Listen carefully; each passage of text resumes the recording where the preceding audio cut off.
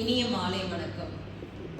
உலகை படைத்தவன் கடவுள் என்றால் என் தாயே எனக்கு முதல் கடவுள். உலகை படைத்தவன் கடவுள் என்றால் என் தாயே எனக்கு முதல் கடவுள். என்னை பெற்றெடுத்து ஆளாகி என் தாய்க்கும் இந்த அரங்கினை அழகு செய்யும் சிறப்பிக்கும் அனைத்து தாய்மார்களுக்கும் முதற்கண் என் வாழ்த்துக்களை தெரிவித்துக் கொள்கிறேன். பெண்மை வாழ்கவென்று கூத்திடுவோமடா, பெண்மை வெல்க என்று கூத்திடுவோமடா என்ற வைர வரிகளை பறைசாற்றிய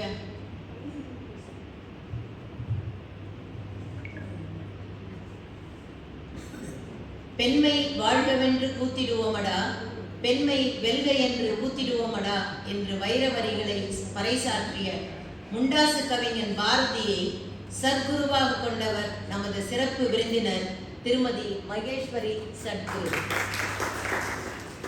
இவர் கோவை மாவட்டத்தைச் சேர்ந்தவர். இவர் தன்னுடைய இளவயது பள்ளி படிப்பினை சத்தியமங்கலத்தில் உள்ள செயின்ட் ஜான் டி பிரிட்டோ ஸ்கூலில் முடித்தார். சைக்காலஜி, ஜேர்னலிசம் ஆகிய 2 துறைகளில் கோவை அவினாசிலிங்கம் கல்லூரியில் முதுகலை பட்டம் பெற்றவர். கோவையில் தேடலும் தெளிதலும் என்ற சுய முன்னேற்ற பயிலகம் நடத்தி வருகின்றார். பல்வேறு தொழில் நிறுவனங்களில் சுய முன்னேற்ற திறன் மேம்பாட்டு பயிற்சியாளராகவும் உள்ளார். கோவையில் கல்லூரிகளிலும் பள்ளிகளிலும் மாணவர்களுக்கு விவேகமூட்டும் தன்னம்பிக்கை உரையாளராகவும் திகழ்கிறார். பட்டிமன்ற புகழ் பத்மஸ்ரீ சாலமன் பாப்பையா, சொல்வேந்தர் சுகிசிவம் போன்ற தமிழ் சான்றோர்களின் தலைமையில் நடைபெற்ற வழக்காடு மன்றங்களில் பேச்சாளராக பங்கெடுத்துள்ளார்.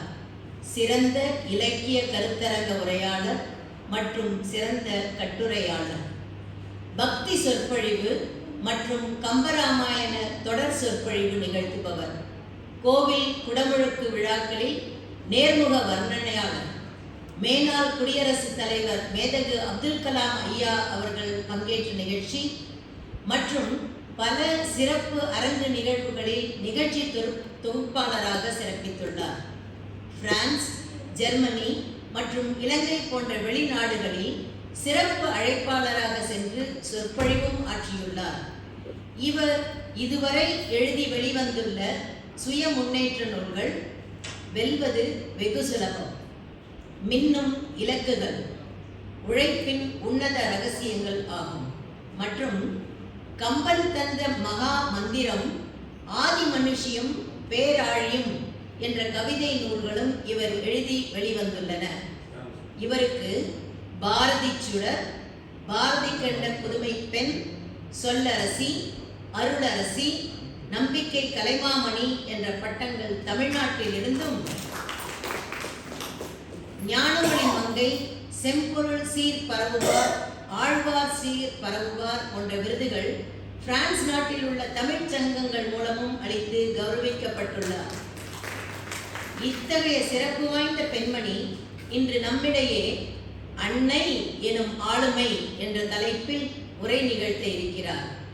திரு மகேஸ்வரி அவர்களை இருகரம் கூப்பி கைத்தட்டி வருக வருக என்று வரவேற்பதில் பெருமகிழ்ச்சி கொள்கிறேன். இந்நிகழ்ச்சிக்கு வருகை புரிந்திருக்கும் அனைத்து நானா நானி பேஸ்பை சார்ந்த பெரியோர்களையும் சகோதர சகோதரிகளையும் அன்புடன் வருக வருக என்று வரவேற்கிறேன். நம்மிடையே இருக்கும் இன்றைய சிறப்பு விருந்தினர்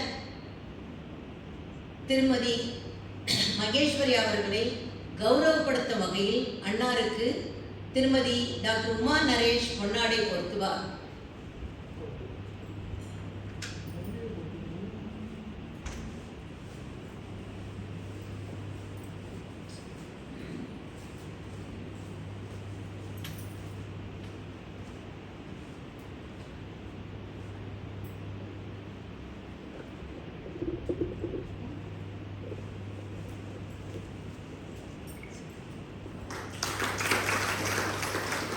திருமதி கோமதி நினைவு பரிசினை அளிப்பார்.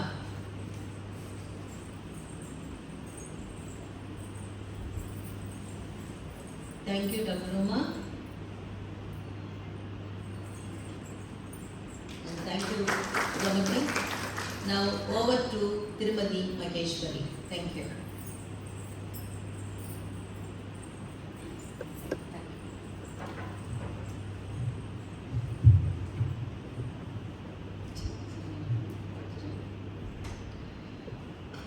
எண்ணிய முடிதல் வேண்டும், நல்லவே எண்ணல் வேண்டும், திண்ணிய நெஞ்சம் வேண்டும், தெளிந்த நல்லறிவு வேண்டும்.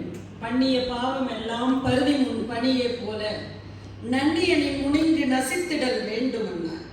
மனதில் உறுதி வேண்டும், வாக்கினிலே இனிமை வேண்டும், நினைவு நல்லது வேண்டும், நெருங்கின பொருள் கைப்பட வேண்டும், கைவசமாவது நிறைவில் வேண்டும், தனமும் இன்பமும் வேண்டும், தரணியிலே பெருமை வேண்டும், பெண் விடுதலை வேண்டும், பெரிய கடவுள் காக்க வேண்டும், மண் பயனுற வேண்டும், வானகம் இங்கு தென்பட வேண்டும், சக்தி ஓம் சக்தி ஓம் சக்தி ஓம் என்று பாடிய எனது சர்க்குரு மகாகவி பாரதியின் திருப்பாதங்களை தொழுது வணங்கி போற்றுதலுக்கும் பெருமதிப்பிற்கும் உரிய நாணி என்கின்ற இந்த அற்புதமான சொர்க்கலோகத்தினுடைய தலைமை பொறுப்பில் இருக்கின்ற திரு யுவராஜ் அவர்களுக்கும் மற்றும் திருமதி உமா மகேஸ்வரி அவர்களுக்கும் இந்த நேரத்திலே என்னுடைய மனம் மெய் மொழிகளால் நன்றியை பாராட்டிக் கொள்வதில் பெருமைப்படுகிறேன்.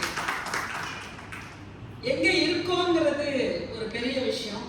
அந்த வகையிலே பல அனுபவங்களை உங்கள் உள்ளத்திலே தேக்கிக் கொண்டு வாழ்க்கைனா இப்படிதான் இருக்கணுங்கிற ஒரு வழிமுறையை காட்டிக்கொண்டும் உத்வேகத்துடனும் காணப்பட்டும் நிறைய துறைகளில் உங்களுடைய ஆளுமையை காட்டி உங்களை மெய்ப்பித்து விட்டு இப்பொழுது உள்ளபடியே உங்களுக்காக வாழ்கின்றீர்கள் என்றால் அது நிச்சயமாக அது இந்த காலம்தான். அந்த வகையிலே உங்களை பார்த்ததில் நான் மிகவும் மகிழ்கின்றேன். இந்த நேரத்தில் நான் இங்க பேசுறதும் கூட பகவானுடைய ஆசீர்வாதம் அப்படின்னு தான் நினைக்கிறேன். உங்களுடைய பாதார விந்தங்களை தொழுவதில் என்னுடைய மனம் மிகவும் மகிழ்வு வருகிறது. ஏன்னா உங்களுடைய அனுபவம் தான் எங்களுடைய ஆசீர்வாதங்கள் அப்படின்னு சொல்லலாம்.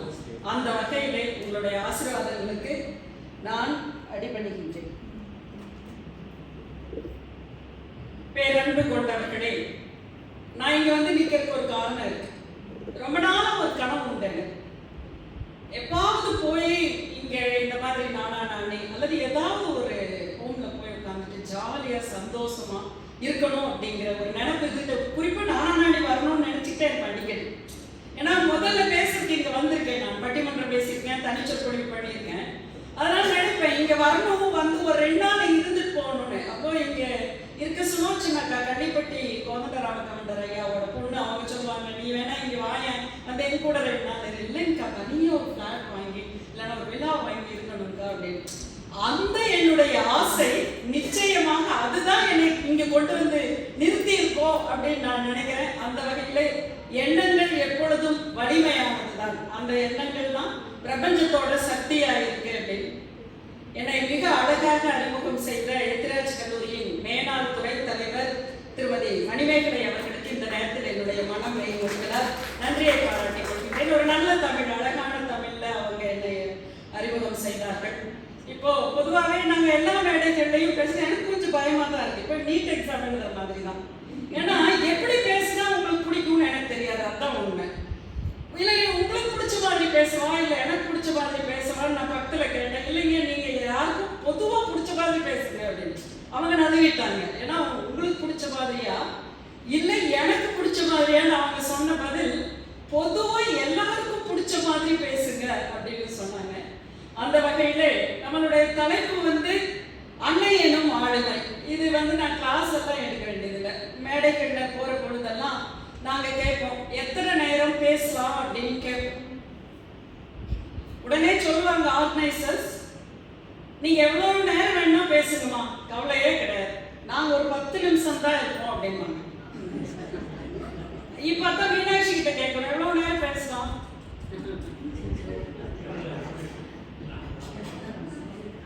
அவங்க யோசிக்கிறாங்க, ரொம்ப எதுக்கு எவ்வளவு நேரம் பேசலாம் தெரியல. ஆர்கனைஸ் பண்ண சசிகுமார்கிட்ட தான் கேட்கணும்னு நினைக்கிறேன். என்னை இங்க அறிமுகம் செய்தவர் வந்து திருமதி விசாலாட்சி விஜயலட்சுமி ராமசாமி அம்மா தான். அவங்களும் பேசுறீல இருக்காங்க. அவங்க தான் என்னை ரெக்கமெண்ட் பண்ணாங்க. ஸோ ஒரு நல்ல நிகழ்வுல சந்திச்சிருக்கேன். என்ன பேசலாங்க உங்ககிட்டயே கேட்கணும், அதான் கரெக்ட். ஜோக்கா பேசலாமா இல்லை இலக்கியம் பேசலாமா? முதல்ல ஜோக் பேசுவோம். ஜோக் தான் வேணும், இலக்கியம் வேண்டாங்கிறாங்க அவங்க. சரி முதல்ல ஜோக்ல ஜோக்ல ஆரம்பிப்போம். பட்டிமன்றத்துல நிறைய ஜோக்குகள் பொதுவா நீங்க கேள்விப்பட்டிருக்கீங்க இல்லையா? பட்டிமன்றங்கள்ல ஜோக் எப்படி இருக்கும்னு தெரியும். ஒரு பையனை வீட்டுல அவங்க அப்பா போட்டு அடிச்சிட்டு இருந்தார். அம்மா இல்ல, ஊருக்கு போயிட்டாங்க. பையன் ஒரே அழுது அந்த பையன் என்ன பண்ணா, அவங்க அம்மாவுக்கு போன் அடிச்சிட்டான். அம்மா, அப்பா என்னை ரொம்ப அடிக்கிறாருமா அப்படின்னு. அப்படியா, ஏன்டா அடிக்கிறார்? தெரியலம்மா, என்ன போட்டு ரொம்ப அடிக்கிறாருமா. சரிவா அப்படின்னு சொல்லிட்டு போனை வந்து அப்பாட்ட கொடுக்குறாரு. அப்பாட்ட கொடுத்தோடனே அவன் பையனோட குரல் ஏனோ வேற மாதிரி இருக்கேன்னு அம்மாவுக்கு கொஞ்சம் சந்தேகம். அப்பாட்ட கொடுத்தாரு. அப்பா போனை பட்டு, ஏண்டி என்னடி பையன் வளர்த்திருக்கேன், இன்னைக்கு சூரிய கிரகணம்டி. சூரிய கிரகணம்னா என்ன, சந்திர கிரகணம் என்னன்னு கூட உன் பையனுக்கு தெரியல. அப்படியா, வீடியோ கால்ல வாங்க, நான் சொல்றேன் பையனுக்கு. வீடியோ கால்ல வந்து பையன் கிட்ட கொடுங்க. பையன் கிட்ட கொடுத்தாங்க. பையன் கிட்ட கொடுத்தோடனே பையன் அப்பதான் அவங்க அம்மா சொன்னாங்க என்னன்னு, ஏங்க பையனுக்கு நான் சூரிய கிரகணம்னா என்னன்னா சந்திர கிரகணம்னா என்னன்னு தெரியல, ஆனா உங்களுக்கு நம்ம பையன் யாரு, பக்கத்து வீட்டு பையன் யாருன்னு கூட தெரியும். அப்ப எப்படி இருக்கு பாத்துக்கோங்களேன். அப்படி ஒரு நிலைமை தெரியுதா? இல்ல நான் தனியா மைக் எடுத்து பேசிப்பா, மைக் எடுத்துப்பா. இல்ல இல்ல, இது இப்படி உங்களுக்கு என்னோட பேஸ் தெரியல. நாம வந்து ரொம்ப பெரிய அடியில வாமனாவதார அடியில தான் இருக்கணும், அதனால சரி பேசுவோமா அப்படிங்கிறதுக்காக.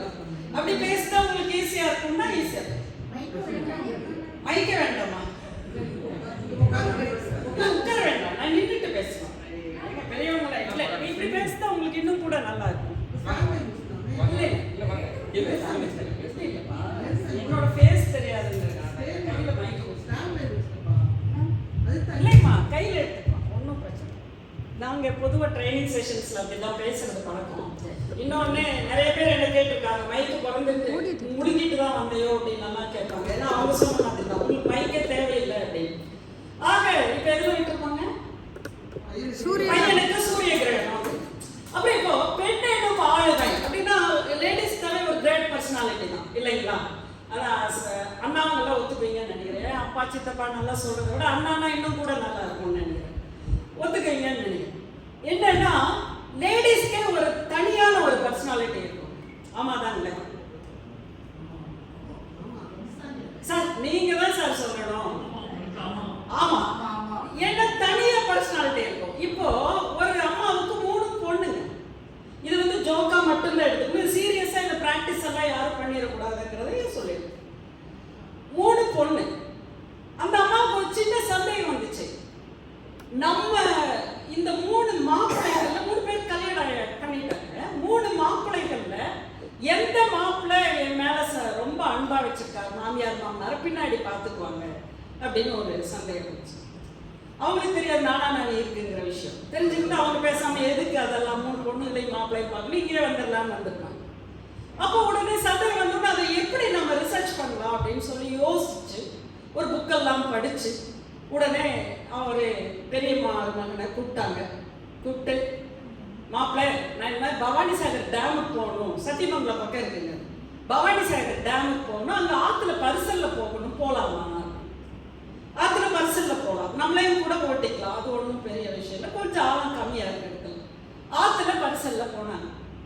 போகிற பொழுது சாரிக்கவே டைம் பார்க்குறாருன்னு நினைக்கிறேன் சார். ஆற்றுல பரிசல்ல போனாங்க. போகிற பொழுது என்னாச்சு, கொஞ்சம் தூரம் போயிட்டு இருந்தாங்க. போன உடனே இந்த அம்மா தவறி விழுந்துட்டாங்க. அப்படியே குடிச்சு இப்படி தண்ணி தொட்டுட்டாங்க, விழுந்துட்டாங்க. விழுந்தோட மாப்பிள்ளை, பெரிய மாப்பிள்ளை பதறி அடிச்சு, அவர் கூட தான் போயிருக்காங்க, பதறி அடிச்சு கீழே விழுந்து அவரும் காப்பாற்றி கொண்டு வந்து பரிசல்லையே கொண்டு வந்தாத்த இந்தாங்க தண்ணி டவல் எல்லாம் வாங்கி கொடுத்து, ஏற்கனவே அவரை கொண்டு போயிருப்பாரு இல்லையா வெளியில போறதுன்னா, அதெல்லாம் கொடுத்து தொடச்சிக்கோங்க தண்ணி எல்லாம் சொல்லி அவங்கள நல்லா கேர் எடுத்துக்கிட்டு வந்தாங்க. வீட்டுக்கு வந்த உடனே மாப்பிள்ளைக்கு இவ்வளோ நல்ல மாப்பிள்ளை நமக்கு கிடைச்சிருக்கே அப்படின்னு அந்த அம்மாவுக்கு ரொம்ப சந்தோஷம். உடனே என்ன பண்ணாங்க, அடுத்த நாள் அவங்களுக்கு ஒரு ஆடியில ஸ்பெஷல் கார் ஒன்று வாங்கி ப்ரெசென்ட் பண்ணிட்டாங்க, பெரிய கார். இப்போ 2வது மாப்பிள்ளை டெஸ்ட் பண்ணணும், அதே மாதிரி கூப்பிட்டுட்டு போனாங்க. கூப்பிட்டுட்டு போய் அதே மாதிரி டெஸ்ட் எல்லாம் அதே மாதிரி நடந்தது. இந்த மாப்பிள்ளை வந்து அந்த மாப்பிள்ளை விட ஒரு படி அதிகமாக கவனிச்சிட்டாங்க. கவனிச்சோம்னா அவங்க ரொம்ப கவனிச்சு ஆடியிலேயே அடுத்த லெவலுக்கு ஒன்று வாங்கி கொடுத்தாச்சு கார். ஓகேங்களா? இப்போ 3வது மாப்பிள்ளைக்கு அதே டெஸ்ட் தான், அதே ஆறு எல்லாம் அதே தான். அப்போ என்னாச்சு, போனாங்க. போனப்போ என்ன ஆயிடுச்சு, பார்த்தாங்க இந்த அம்மா விழுந்தாங்க. இவர் காப்பாத்துறதுக்கு குமிச்சவரை யோசிச்சார், இந்த அம்மா பெத்த பொண்ணுனால நம்ம வீட்டுக்குள்ள ஏற்பட்ட பிரச்சனை. சரியா, எங்க அம்மா வந்தா கவனிக்கிறதே கிடையாது, எங்க அக்கா வந்தாலும் கவனிக்கிறது இல்லை, தங்கச்சி வந்தாலும் கவனிக்கிறது இல்லை. இது இப்படியே போட்டு அந்த அவர் வந்துட்டார் வீட்டுக்கு. எப்படியும் அந்த அம்மா தப்பி பொழைச்சு வந்தாதான் உண்டு. வீட்டுக்கு வந்தோன்னு அப்பதான் யோசிச்சார், ஐயோ என்னது நம்ம கார் நமக்கு கிடைக்காம போயிருமே, என்ன பண்றது, அப்படியே கவலையா வீட்டுக்கு வந்து சேர்ந்தார். வீட்டுக்கு வந்த போது பார்த்தா அடுத்த நாள் நைட் தூங்கிட்டார். அடுத்த நாள் காலையில எழுந்திரிச்சு பார்த்தா ஒரு ஹெலிகாப்டர் வீட்டுக்கு முன்னாடி நின்றுச்சு. அந்த ஹெலிகாப்டர்ல ஒரு பெரிய ஃபிளக்ஸும் வச்சு பக்கத்திலேயே நல்ல பெரிய கொட்டை இடத்துல எனது அன்பு மருமகனுக்கு மாமனாரின் அன்பு பரிசு. எப்படி இருக்கும் பார்த்துக்கோங்க. அப்படின்னா லேடிஸ் நம்மள இன்னும் கொடுமைப்படுத்துற மாதிரி இல்லைங்களா? அப்படி எல்லாம் ஒன்றும் கிடையாதுங்க. என்ன எல்லாரும் சந்தோஷமா இருக்கணும் தான். இப்படியெல்லாம் நகைச்சுவைகள் உண்டு. பொதுவாகவே பெண்களை மட்டம் தட்டுறதும் ஆண்களை வந்து உயர்த்தி பேசுறதும் ஆண்களை மட்டம் தட்டுறதும் இப்படிதான் நகைச்சுவைகள் இப்பெல்லாம் நிறைய இருக்கு. நம்ம இலக்கியத்திலிருந்து ஒரு நகைச்சுவை சொல்லலாமா? சொல்லலாமா? குமரகுருபர சுவாமிகள் அழகா எழுதியிருப்பாரு. பாட்டெல்லாம் வேண்டாம், அந்த நகைச்சுவை காட்சியை மட்டும் கொண்டு வரலாம். குரங்கு ஒண்ணு என்ன பண்ணுது, 2 பனைமரத்துக்கு இடையில முல்லைப்பூ கொடி, மல்லிகைப்பூ அல்லது முல்லைப்பூ கொடி ஒண்ணு இருக்கு, படர்கொடி ஒண்ணு இருக்கு. அந்த கொடி மேல ஏறி என்ன பண்ணுது, தன்னோட காதலி கீழே இருக்கான்னு சொல்லிட்டு இந்த குரங்கு என்ன பண்ணுதுன்னா அந்த கொடி மேல ஏறி பனைமரத்துக்கு ஃபர்ஸ்ட் வந்துடுச்சு. மேலும் உச்சிக்கு போயிட்டு கீழே மெதுவா இறங்கி தலையில என்ன வச்சிருக்குன்னா பலாப்பழம் வச்சுட்டு அங்கிருந்து நேரம் வந்து அந்த கொடி மேல இறங்கி அந்த பலாப்பழத்தை தலையில வச்சுக்கிட்டு அப்படியே நடந்து நடந்து போகுது. எதுக்குன்னா கீழே அவங்களோட காதலி இருக்காங்க. சரிங்களா, அவரோட காதலி, அந்த குரங்கோட காதலி வந்து தலையில வச்சுட்டு அப்படி ஆடி இப்படி ஆடி கொண்டு வந்து அந்த குரங்கு பார்க்கவே இல்லை. பெண் குரங்கு என்ன இப்படியே உட்கார்ந்துட்டே தான் இருக்கு, ரியாக்ஷனே இல்லை. அப்ப இது உழுகிற மாதிரி உழுந்தோன்னா அந்த பெண் குரங்கு சிரிக்குது. உடனே இது என்ன பண்ண 2-3 முறை விழுகிற மாதிரி விழுந்து அப்புறம் அப்படியே நேரா போய் அந்த பலாப்பழத்தை அதோட பக்கத்துல வச்சு உடைச்சு என்ன பண்ணிச்சான், அதுக்குள்ள இருக்கிற பலாச்சொலையை எடுத்து கொடுத்துதான். இது வந்து எதற்கு ஊமைப்படுத்துறார் குமரகுருபரர் அப்படின்னா, எப்படி நரசிம்மம் யாரு ரண்யகசிபுவை மடியில வச்சு குடலை எடுத்ததோ அதுக்கு ஊமைப்படுத்துறாருன்னா இலக்கியங்கள் நகைச்சுவை எதுக்கு எது காட்டுது பார்க்கலாம். இப்படி எல்லாம் நிறைய விஷயங்கள். இன்னொன்னு இன்னைக்கு காலையில வந்ததுங்க. இப்ப பெண் அப்படிங்கிற எல்லாருமே இப்ப ஆளுமை, அன்னை என்னும் ஆளுமை. அதான் அன்னை அப்படிங்கிறது ஒன்றும் புதுசா ஒன்றும் வந்துடுறது இல்லைங்க. பிறக்கும் போதே நம்ம அன்னை தான். ஆமாங்களே, பிறக்கும் போதே நம்மளுக்குன்னு ஒரு நம்ம தம்பி தங்கச்சி எல்லாத்தையும் கேர் எடுத்துப்போம். ஒரு பொண்ணு அப்படிதான் மலையில ஏறிட்டு இருந்துச்சு, தம்பி தூக்கி மடியில இடுப்புல வச்சுட்டு நடந்துட்டு இருந்துச்சு. உடனே கூட வந்தவர் சொன்னார், ஏமா அந்த சுமையத்தை இறக்கி விடணும்னு. அந்த பொண்ணு சொல்லிச்சா, அது சுமை இல்லைங்க என்னோட தம்பி அப்படின்னு. நீங்க பஸ்லயும் உங்களுக்கு போறதுக்கான வாய்ப்பு அமைஞ்சிருக்குமான்னு தெரியல, அல்லது ட்ரெயின்லயோ ஃபிளைட்லயோ பார்த்தீங்கன்னா போற பொழுது தன்னோட தம்பியை வந்து மடியில வச்சுக்கணும். குழந்தை, பொண்ணு குழந்தை வந்து மடியில வச்சுக்கணும். அந்த மாதிரி எல்லாம் நம்ம பார்க்கறதுக்கான வாய்ப்புகள் நிறைய நமக்கு கிடைச்சிது. இப்ப பார்த்தோம் அப்படின்னு சொன்னா இந்த பெண் குழந்தைகள் தான் அன்னை ஆகிறா. அன்னை அப்படிங்கிறது என்னன்னா நேச்சுரலி எல்லார்கிட்ட இருக்க அந்த தாய்மை தான் அன்னை அப்படின்னு சொல்லலாம். இதுல ஏதாவது மாற்று கருத்து இருக்குங்களா? இல்லை. நான் வந்து உங்களுக்கு புதுசா கேள்வி கேட்டோ அல்லது உங்ககிட்ட இருந்து நான் பதிலையோ எதிர்பார்க்க வேண்டியதில்லை. ஏன்னா உங்களுக்கே தெரியும் எல்லாரும் அன்னை அப்படிங்கிறது என்னன்னா பர்சனலி அவங்க தாய்மை, பெண்மை, அதை விட முக்கியமா இரக்கத்தை அவங்க கிட்ட நிறைய வச்சிருப்பாங்க. அதுதான் அன்னைக்குரிய அழகு. இந்த அன்னை வந்து எப்ப ஆளுமையா மாறுறாங்க, பர்சனாலிட்டி எப்போ வருது அப்படிங்கிறதுக்கு தான் நம்ம இந்த தலைப்பு கொடுத்தது. இப்போ அம்மா அப்படிங்கிறது என்னன்னா நம்ம எல்லாருக்குமே தெரியும். அம்மானா ரொம்ப கேர் எடுத்துக்குவாங்க. பெண் குழந்தைகளுக்கு ரொம்ப நிறைய விஷயங்கள் சொல்லி தருவாங்க. ஆண் குழந்தைகளையும் அப்படி கொண்டு வருவாங்க அப்படின்னு நம்ம சொல்லி கேள்விப்பட்டிருப்போம். அப்புறம் தாய் அப்படிங்கிறது ஒரு வரலாறு அப்படின்னா இல்லை, வரலாறு படைக்க வைக்கிறவதான் தாய் அப்படிங்கிறதும் நமக்கு நல்லா தெரியும். இப்போ இந்த இன்னைக்கு காலையில டிவியில வந்து ஒரு நியூஸ், பார்த்துருப்பீங்கன்னு நினைக்கிறேன். அணில் வந்து அதோட குஞ்சு கீழே விழுந்துருச்சு. அணில் குட்டி பாம்பு வந்து அந்த அணில் குஞ்சை கடிக்கிறதுக்கு போகுது, கடிச்சிட்டு. அப்போ அதோட அந்த அம்மா என்ன பண்ணுச்சுன்னா, தாய் அணில் மேல இருந்து கீழே இறங்கி வந்து அந்த பாம்போட போராடி காப்பாத்தி அந்த தன்னோட குட்டியை காப்பாத்தி போகுது குஞ்சை அப்படின்னு சொன்னா, எப்ப வந்து அந்த பர்சனாலிட்டியா மாறுறாங்கன்னா அப்பதான் அந்த அணில் மாறும். நமக்கு விலங்குகள் இருந்தே போலாம். அடுத்து நம்மளுக்கு எல்லாருக்கும் தெரிஞ்ச கதை, இளவரசன் தேர் ஓட்டிட்டு போறான். தேர் ஓட்டிட்டு போன இளவரசனோட தேர் சக்கரத்துல வந்து கண்ணுக்குட்டி விழுந்து செத்துடுது. அப்ப அந்த தாய் பசு என்ன பண்ணுது, நேரம் போய் மனுநீதி சோழனுடைய அரண்மனைக்கு முன்னாடி இருக்கிற அந்த மணி அடிச்சு மனுநீதி சோழனை வர வச்சு கண்ணுல தண்ணியோட நிக்குது. அப்ப கேட்கிறான் மனுநீதி சோழன், என்ன நடந்ததுன்னு கேட்கிறான். இப்படி ஆனோன்னு தன்னுடைய மகனையும் தேர்கால்ல இட்டாங்கிற கதையெல்லாம் உங்களுக்கு தெரியும். ஆனா இங்க ஒரு பசுவே என்னவா மாறுதுன்னா, அந்த ஆளுமை குணத்திற்கு வந்து அதாவது அரசனுக்கு என்ன நீதி அப்படிங்கறது சொல்லி கொடுத்திருக்கு அப்படின்னா, இயற்கையாகவே எல்லா விலங்குகளுக்கும் கூட பெண் விலங்குகள் எல்லாவற்றிற்குமே ஆளுமை குணம் நேரடியா வந்தது. ஆமாவா இல்லைங்களா? சும்மா கை தட்டி வைங்க. நீங்க எனக்கு இல்ல, மனுநீதி சோழன் தான்.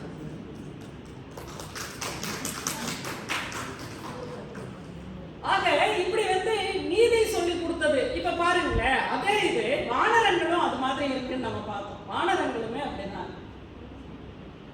ராமாயணத்துல ஒரு காட்சிங்க, ராமர் வந்து லக்ஷ்மணனை அனுப்புறாரு.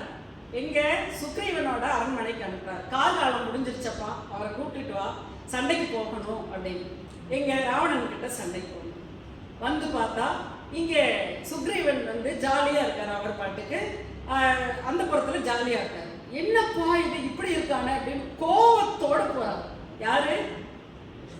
லக்ஷ்மணன். கோபத்தோட வரும் பொழுதே அங்க இருக்கிற எல்லா கதவுகளையும் காலில் எட்டு உதைச்சு போய் அங்க நின்னா, அப்ப அனுமனே பயந்துக்கிறான். அனுமன் நேரடியா தாரை கிட்ட போய் சொல்லுவா, அப்படி என்னன்னா, ஐயோ பயமா இருக்கு, லக்ஷ்மணன் வர்றான், அவன் என்ன பண்ணுவானே தெரியாது. வேகமாக போயிருக்க எல்லா வானரங்களும் அங்கங்க போய் ஒளிஞ்சு நின்னுது. என்ன பண்றதுன்னு தெரியல. அப்ப நேரடியா தாரை கிட்ட போய் சொன்ன உடனே தாரை சொல்றா, நீரெல்லாம் அயல் நீங்குமே. கம்மன்ல வர்ற வாசகம், நீங்க எல்லாம் அந்த பக்கம் போங்க, நான் போய் பார்த்துக்கிறேன் என்ன அப்படின்னு சொல்லிட்டு எல்லாரையும் அந்த புறம் போங்கள் என்று அப்படியே சொல்லுவா. அந்த புறம் போங்கள் தான்.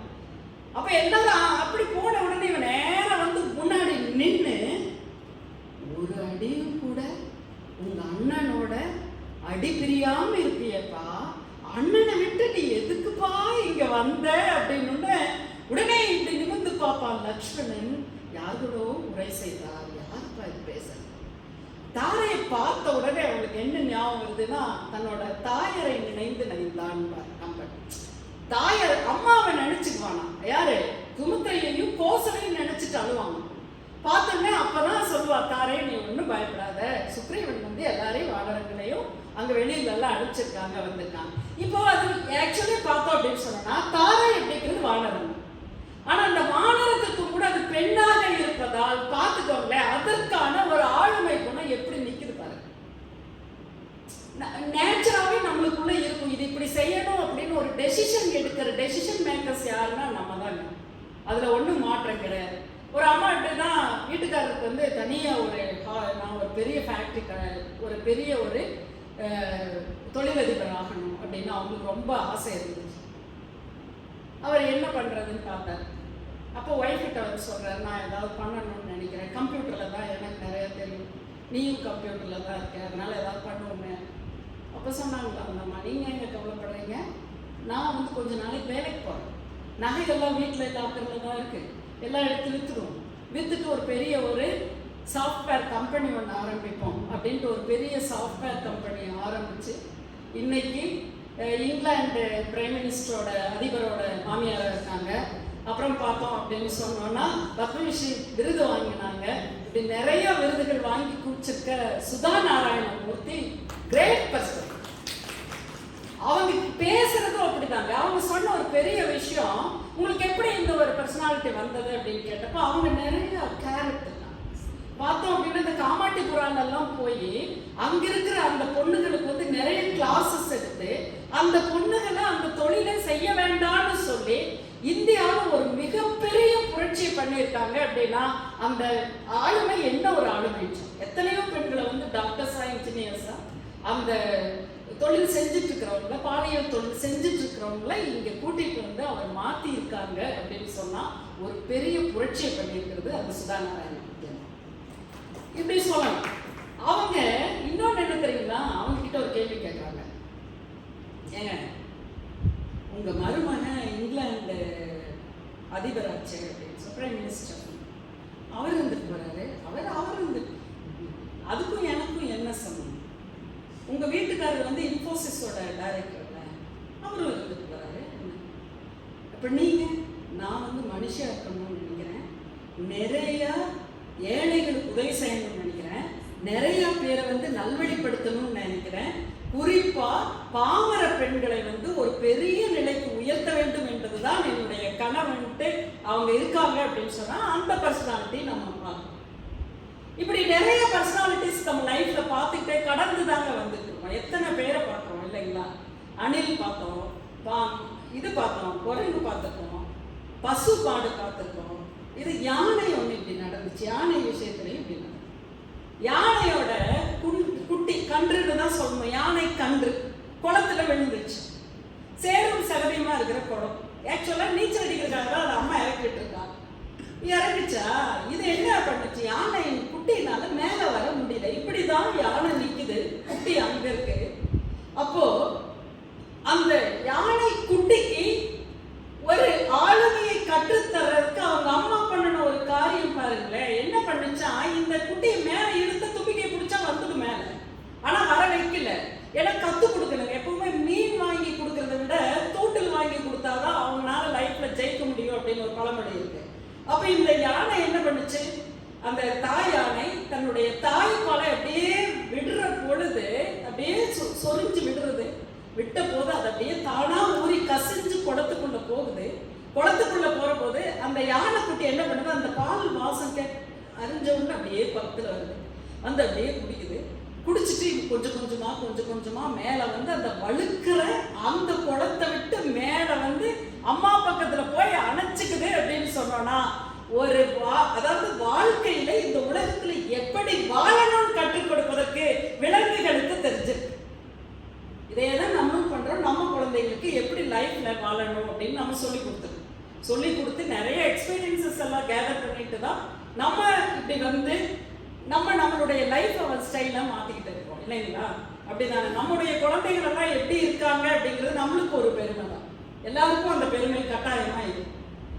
இப்போ இந்த அதே யானை குட்டி மாதிரியே தான் எல்லா விலங்குகளுக்குமே அந்த ஒரு பெண் அப்படிங்கிற ஒரு குணாதிசயம் உண்டு. பெண் ஆக்சுவலா பெண் எப்படி பண்ணுவா அப்படின்னா, தன்னுடைய குழந்தைகள், தன்னுடைய குடும்பம், பக்கத்து வீட்டில் இருக்கவங்க, இவங்க எல்லாத்தையும் அனுசரிச்சு போறது மட்டும் இல்லாம சமுதாயத்துல ஒரு பெரிய மாற்றத்தை உண்டு பண்ணக்கூடிய ஒரு நிலைக்கு வந்தது யார் அப்படின்னா அந்த அன்னை அப்படிங்கிற ஒரு நிலைக்கு வந்த பொழுது தான். நம்ம பொதுவா நிறைய பேர் சொல்லுவாங்கங்க, அன்னை தெரசாவை சொல்லுவாங்க, நீ கருவுற்று இருந்தால் ஒரு குழந்தை, எல்லாரும் கேட்ட கருதை, கருவுற்று இருந்தால் ஒரு குழந்தைக்கு தாய் இருப்பாய், அது கருணையுற்றதால் தான் நீ இன்னைக்கு இத்தனை பேருக்கு குழந்தையாக இருக்காய் அப்படின்னு சொல்லி அவங்கள வழிமொழிஞ்சு நிறைய பேர் வந்திருக்காங்க. அது மதம் கடந்த விஷயம். அது ஒரு சிலர் அப்படி செய்யறதுக்கான அந்த ஒரு தேக்கத்தை உண்டு பண்ணியிருக்காங்க. இப்படி இலக்கியங்களும் நிறைய சொல்லி கொடுத்துருக்கு பெண் அப்படின்னா எப்படி இருக்கணும். நீங்க ராமபிரானை பார்த்தீங்கன்னு சொன்னா நடையில் நின்று உயர் நாயகன் இல்லைங்களா, எப்படி அப்படி நிற்பார். ராமபிரான்ட்ட சீதைக்கு பிடிச்சது ஒரே விஷயம் தான், பிராட்டி. என்னன்னா, இந்தாப்பா உனக்கு பட்டாபிஷேகம் நாளைக்குன்னு சொன்னப்பவும் அப்படிதான் இருக்கு.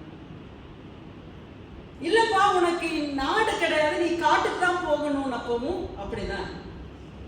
காட்டுல சீதை வந்து காணாம போய் பிற்பாடு ராவணனை வந்து வதம் செய்து ஒரு பெரிய வெற்றியை அடைந்த பிற்பும் அப்படிதான் இருக்கும்.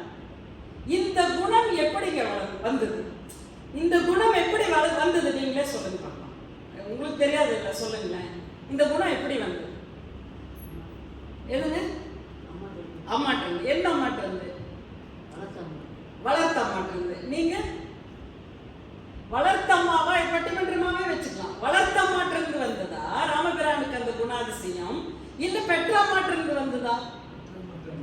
பெற்றா மாட்டுறது. ஏன்னா அப்படின்னு இந்த வாதம் இவங்க.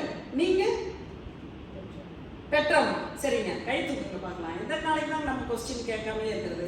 வளர்த்தம்மாங்கிறவங்க கை தூக்குங்க பார்க்கலாம். ரெண்டே பேர் தான். பெற்றவங்கிறது அதிசுலபம்.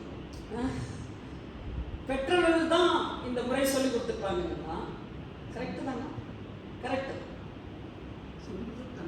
தன்னால வந்து ஜீன் மூலமா வந்து நீங்க நீங்க பெற்றவங்க.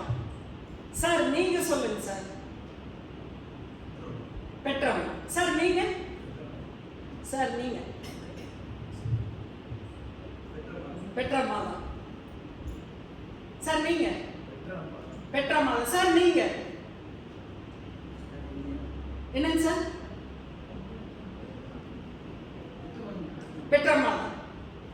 எல்லாருமே பெற்றம்மான்னு சொல்றீங்க. சரி. ஏன்னா பரதன் வந்து தீக்குளிக்கிறேன் அப்படின்னு சொல்லி போற பொழுது கோசலை ஓடி வருவான். என்ன சொல்லுவான்? எப்பா நின்னும் கோடி, அதாவது கோடி ராமர் சேர்ந்தாலும் கூட உன்ன மாதிரி வர முடியாதுப்பா. நீ தயவு செய்து தீ குளிச்சிடாத. ராமன் வருவான், இன்று இல்லையேனும் நாளை வருவான், நீ தயவு செய்து குளிச்சிடாதே தீக்குள்ளன்னு சொல்லுவான். அது தெரியும் இல்லைங்க உங்களுக்கு. கடைசியில வந்து ராமர் வர்றதுக்கு நேரமானதுனால பரதன் வந்து தான் தீ குளிக்கிறேன்னு நின்றுட்டு இருப்பார். அப்போ வந்து என்ன ஆகுதுன்னா, இங்கே கோசலை ஓடி வந்து சொல்லுவா, இல்ல இல்ல நீங்க வந்து நீ அப்படி பண்ணிடாதப்பா அப்படின்னு சொல்லுவா. சரி. அடுத்து ராமபிரான் போய் கோசலை கிட்ட சொல்லுவா, இந்த மாதிரி பரதனுக்கு தான் பட்டாபிஷேகம் அப்படின்னு சொன்ன, முறைமை என்ற ஒன்று இல்லையே தவிர மற்றபடி உன்னை விட பரதன் வந்து நாட்டை ஆளுவதற்கான எல்லா தகுதியும் அவங்ககிட்ட இருக்குவார் கோசலை. சரிங்களா? அடுத்து பார்த்தோம் அப்படின்னு சொன்னோம்னா, நிறைய இடங்கள்ல கோசலை தான் யார் அப்படிங்கிறத நிறைய இடத்துல நினைச்சிருப்பான். ஆனா கொஞ்சம் மாற்றி யோசிச்சிங்க அப்படின்னு சொன்னோம்னா, வீரம் விவேகம் அதை விட என்னன்னா, முதல்ல கல்யாணம் ஆகி ராமபிரானும் பிராட்டியும் போய் யார் காலில் விழுந்து நமஸ்காரம் பண்ணுவாங்கன்னு பார்த்தா கைகை காலில் தான் விடுவாங்க. ஏன்னா கைகை நிறைய விஷயங்களை சொல்லி கொடுத்துருக்கான். ஏஎம்ஆர் ஐயா நல்லா சொல்லுவாரு. என்னன்னா, கை வந்தகை கோல் சொன்னாலா இல்ல கோலே சொன்னாலான்னு சொல்றாரு. அந்த கோல் கிரக நிலைகள் வச்சுதான் அவ சொல்லியிருக்கான்னு சொல்றாரு. ஏஎம்ஆர் கூற்றுப்படி பார்த்தோம் அப்படின்னு சொன்னோம்னா, கைகை மாதிரி ஒரு தெய்வ கற்பிடாலும் கிடையாது. அது கம்பனுடைய வரியிலையும் வருது. கைகை மாதிரி சிறந்த தாயும் கிடையாது. ஏன் அப்படின்னு சொன்னா, எப்படி போர் செய்யணும்னு சொல்லி கொடுத்துருக்கா. அவனுக்கு வில்லாற்றல்ல பாதி சொல்லி கொடுத்தது கைகை தான். ஏன்னா வளர்த்தது முக்காவாசி நேரம் அங்கதான் இருப்பான். அம்மா எப்படி இருக்காங்கன்னு கேட்டோடனே கோசலையான்னு இல்ல அன்னை எப்படி இருக்கிறான்னு கேட்பாங்க.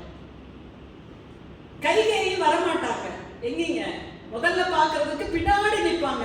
அன்னை வரவில்லையான்னு கேட்பா. அப்படி யார்கிட்ட? எல்லார்கிட்டையும் கேட்பா. அப்படி இல்ல பின்னாடி அந்த பேய் நிக்குதுன்னு பரதன் சொல்லுவான்.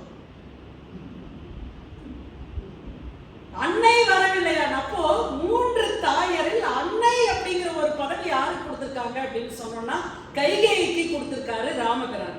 அதான் எப்படி தெரியுங்களா? சீத்தை அந்த வனத்துல உட்காந்துருப்பான். உட்கார்ந்துட்டு இருக்கிற பொழுது அப்படியே யோசிச்சுட்டு இருக்கிற பொழுது ராமபிரானினுடைய அந்த தாமரை போன்ற முகம் வரும். தாமரை போன்ற முகம் வந்த பொழுது என்ன யோசிப்பாருங்களா? மெய் திருப்பதம் மேவு என்ற போதினும் இத்திரு துறந்து ஏழு என்ற போதிலும் சித்திரத்தின் அலர்ந்து செந்தாமரை ஒத்த முகத்தினை எண்ணி உண்ணுவாள் அப்படின்னு சொல்லுவார் கம்பன். அதாவது உனக்கு பட்டாபிஷேகம்னு சொன்ன போதும் செந்தாமரை மாதிரி தான் இல்ல, உனக்கு பட்டாபிஷேகம் இல்லைன்னு சொன்ன பொழுதும் செந்தாமரை மாதிரி தான் இருக்கு. கைகை கிட்ட அதே மாதிரி கைகை கிட்ட போயிட்டு சொல்லுவா, அப்படி நீ வந்து காட்டுக்கு போகணும் அப்படின்னு சொன்ன பொழுது ராமபிரான் அப்படியே தான் நிற்பார். இதெல்லாம் கத்துக்கிட்டது எங்க இருந்து தெரியுங்களா? கைகை கிட்ட இருந்து கத்துக்கிட்ட பாடம் இதெல்லாம் ராமபிரான். அதனாலதான் கைகை தான் அவர் முதல் 3 அன்னையர்களை யாரை வந்து அன்னையாக சொல்லுவார், அவங்களெல்லாம் தாயர்னு சொல்லுவார். கைகேய அன்னைன்னு சொல்லுவாங்க. ஏன்னா வாழ்க்கையில ஏற்றம் இறக்கம் கஷ்ட நஷ்டம் வந்தாலும் கூட ஜெயிச்சு காட்டணுங்கிற ஒரு தன்மை, எத்தனை கொடிய விஷயம் நடந்தாலும் கூட அதை ஏத்துக்கிற மனோபக்குவம். அடுத்தது நிறைய கைகை இல்லைன்னு சொன்னா சுக்ரீவனை மாத்திருக்க முடியாது, வாலியை கொண்டு இருக்க முடியாது, நிறைய விஷயங்கள் நடந்திருக்கு. வாலி மோட்சம் கிடைச்சிருக்காது, வாலி கொண்டதும் கூட கிடையாது, வாலி மோட்சம் தான். அடுத்தது விபீஷ்ணாவார் வந்திருக்க முடியாது, இப்படி நிறைய விஷயங்கள் நடந்திருக்க முடியாது. அதனாலதான் அன்னை அப்படிங்கிற ஒரு பதத்தை சேர்த்துவார். சேர்த்துட்டு கடைசியில வந்து தசரதன் வந்து நான் வரம் கொடுக்கட்டுமா உனக்கு அப்படின்னு கேட்பாரு. ஏன்னா பிராட்டியை வந்து தீக்குள்ள புக சொல்ற பொழுது வரம் கொடுக்கட்டுமா, உனக்கு 2 வரம் கொடுக்குற கேளு. வரம் கொடுத்து கெட்டு போனவன் யாருன்னா தசரதன் தான். முதல் 2 வரம் இங்க கொடுத்தாச்சு, அடுத்த 2 வரம் உனக்கு வரம் கொடுக்குறேன் கேளு. இப்போ இந்த அன்னைங்கிற ஆளுமை, நீங்க இந்த வருஷத்துக்கு முன்னாடி ஒரு விஷயத்த பாருங்களேன். கைகைக்கு 2 வரம் எப்படிங்க கிடைச்சு? நம்ம ஆளுமை பர்சனாலிட்டின்னு சொல்றேன் இல்லையா, பர்சனாலிட்டி எப்படிங்க வந்தது? அழகுல இல்ல பர்சனாலிட்டி, நல்லா சிவப்பா இருக்கும் அப்படின்னா அது இல்ல அழகு. எது அழகு? முகத்துல ஒரு ஜொலிப்பு, இன்னொன்னு எந்த நிலையிலையும் கூட நம்மளால ஜெயிக்க முடியுங்கிற ஒரு எண்ணம், எந்த நிலையிலையும் கூட நின்று சமாளிச்சு வெளியில வர்ற எண்ணம், இதெல்லாம் இருந்தாதான் அது பர்சனாலிட்டி அப்படின்னு சொல்றோம். எத்தனை வயசானவங்க அந்த காலத்துல எல்லாம் பாத்தீங்க அப்படின்னு சொன்னீங்கன்னா, கணவன் இறந்த பிற்பாடு கூட இட்லி சுட்டு வித்து தன்னுடைய குழந்தைகளை காப்பாத்தி அவங்கள ஒரு நல்ல நிலைக்கு கொண்டு வந்திருக்காங்க. இப்ப இங்க பாருங்களேன், தசரதன் எதுல விட்டுருக்கோங்க? கம்பளவாணிக்குள்ள சொல்லுங்க, தப்பா எடுத்துக்க வேண்டாம், இது பொதுவா எல்லா மேடைகள்லையும் கேட்கறது. எதுல விட்டுருக்கோம்? கம்பெனி.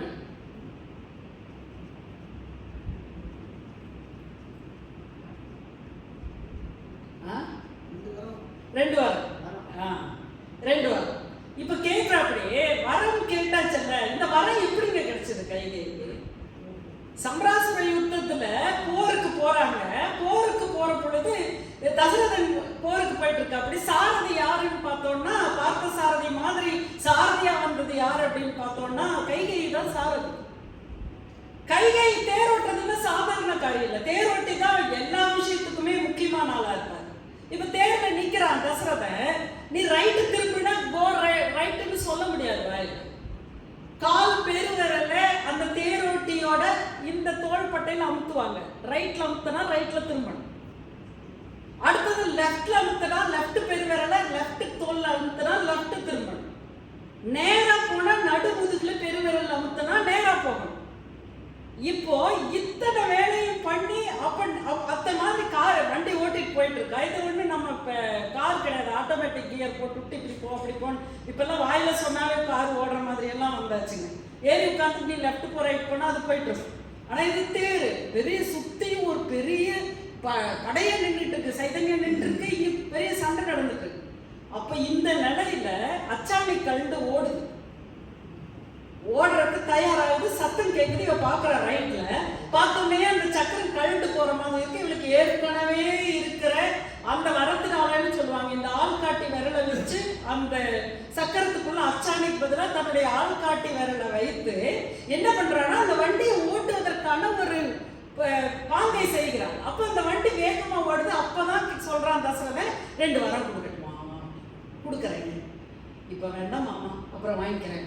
மாமான்னு சொல்லிருக்க மாட்டாங்க, தான்ராஜா அப்படியே ஏதாவது சொல்லியிருப்பாங்க. இப்ப வேண்டாம், நான் அப்புறம் வாங்கிக்கிறேன். அப்புறம் வாங்கின வளர்ந்த அப்போ அந்த பர்சனாலிட்டி, அப்படி வளர்ந்த பர்சனாலிட்டி ராமபிரானுக்கு சொல்லி தருது எல்லாமே எப்படி எப்படி இருக்கணும். அதனாலதான் ராமபிரான் அங்க தேரே இல்லாத சமயத்திலையும் கூட அனுமனோட தோல்ல சஞ்சாரம் பண்ணி ராவணவதத்தை பண்ணியிருக்கார் அப்படின்னு சொன்னோம்னா அது கைகேயி கிட்ட இருந்து கிடைச்சதுதான். ஒரு கிளாப் பண்ணிருங்க கைகேயி, ஏன்னா சொல்லிதான் இல்லைங்களா? அதான் இது அன்னை என்னும் ஆளுமை. அந்த ஆளுமை எப்போ வருது அப்படிங்கிறது தான். அந்த ஒரு கிரேட் பர்சனாலிட்டிஸ் எப்போ டெவலப் ஆகுது, தான் டெவலப் ஆகுதும் இல்லாம தன்னுடைய குழந்தைகளையும் டெவலப் பண்ண வைக்க வேண்டியதுதான் ஒரு அன்னைக்கே இருக்கின்ற குணம். இப்ப நான் சாதாரண வாழ்க்கை நிகழ்வுகள்ல எத்தனை பேர் அப்படி உருவாக்கியிருக்காங்க. இப்ப நம்மளுக்கெல்லாம் கடவுள் கிருபையால வாழ்க்கையில நிறைய வசதிகள் இருக்கு, நல்லா வாழ்றதுக்கான சுகத்தை கடவுள் கொடுத்துருக்காங்க. வெளியில போனா எத்தனை பேர் பேரண்ட்ஸ் அம்மா எவ்வளவு கஷ்டப்பட்டு வெளியே வேலைக்கு போயிட்டு வந்து வீட்டிலையும் பார்த்துக்கிட்டு அடுத்து பார்த்தோம் அப்படின்னு சொன்னோம்னா தன்னுடைய கணவனினுடைய இயலாமை எல்லாம் கூட இருக்கிற மாதிரி மற்றவங்க கிட்ட சொல்லி சொல்லிட்டு கணவனையும் விட்டு கொடுக்காம தன்னுடைய குடும்பம் நல்லா இருக்குங்கிற மாதிரியே வெளியில் ஒரு பாவலா பண்ணி ஒரு நல்ல லைஃபை காட்டுறாங்க அப்படின்னு சொன்னா பெண்ணால மட்டும்தான் அது முடியும் அப்படிங்கிறது தான் என்னுடைய ஆணித்தரமான கருத்து அப்படின்னு நான் சொல்லிக்கலாம். பொதுவாக பார்த்தோம் அப்படின்னா நிறைய மேடைகளில் வந்து பெண் அப்படிங்கிறதுக்கு வந்து ஒரு அச்சாரம் சொல்லுவாங்க. ஒரே ஒரு விஷயம் சொல்லுவாங்க, என்னன்னா பெண் வந்து எந்த நிலையிலையும் இருந்தும் என்ன பண்ணுவான்னா தன்னுடைய உள்ள மனசுக்குள்ள இருக்கிற அந்த தைரியத்தை வந்து வெளியில காட்டாம இருந்தாலும் கூட அவ வந்து ஃபீமேல் எப்படி அப்படின்னா மேல்னா வெறும் MALE, ஆனா ஃபீமேல் அப்படின்னு சொன்னோம்னா முன்னாடி FE இருக்கு. அந்த FE எதுக்குன்னு பார்த்தா ஃபெரஸோடது இல்லைங்களா, இரும்போடது. அதனாலதான் பெண்ணுக்கு வந்து பார்க்கறதுக்கு மெல்லியலாக இருந்தாலும் கூட எஃகுத்தன்மை கொண்ட, இரும்புத்தன்மை அல்ல, எஃகுத்தன்மை கொண்ட வஜ்ரம் பாய்ந்தவளாக பெண் இருக்க முடியும் என்பதுதான் காலம் காலமாக நமக்கு நிறைய சொல்லி கொடுத்துருக்காங்க. இப்போ பார்த்தீங்க அப்படின்னு சொன்னீங்கன்னா இங்கே இருக்க டைரக்டர் அம்மாவும் அவங்க தான் இதை கட்டி காப்பாற்றுறாங்க, இதை எல்லாத்தையும் மேனேஜ் பண்ணுறாங்க அப்படின்னா அது பர்சனாலிட்டி தான், அந்த ஹையர் பர்சனாலிட்டி அப்படிங்கிறது தான், நம்மளுக்குள்ள வளரணும் அப்படிங்கிறது தான். நீங்கள் எல்லாம் நிறைய விஷயங்களில் கற்றுக்கிட்டு வந்திருப்பீங்க, நிறைய துறைகள்ல இருந்து நிறையா பேருக்கு நிறைய கற்றுக் கொடுத்துக்கிட்டு இங்கே வந்திருப்பீங்க. கரெக்டு தாங்க நான் சொல்கிறது, எல்லாருமே அப்படி தானே? அப்படிதான்.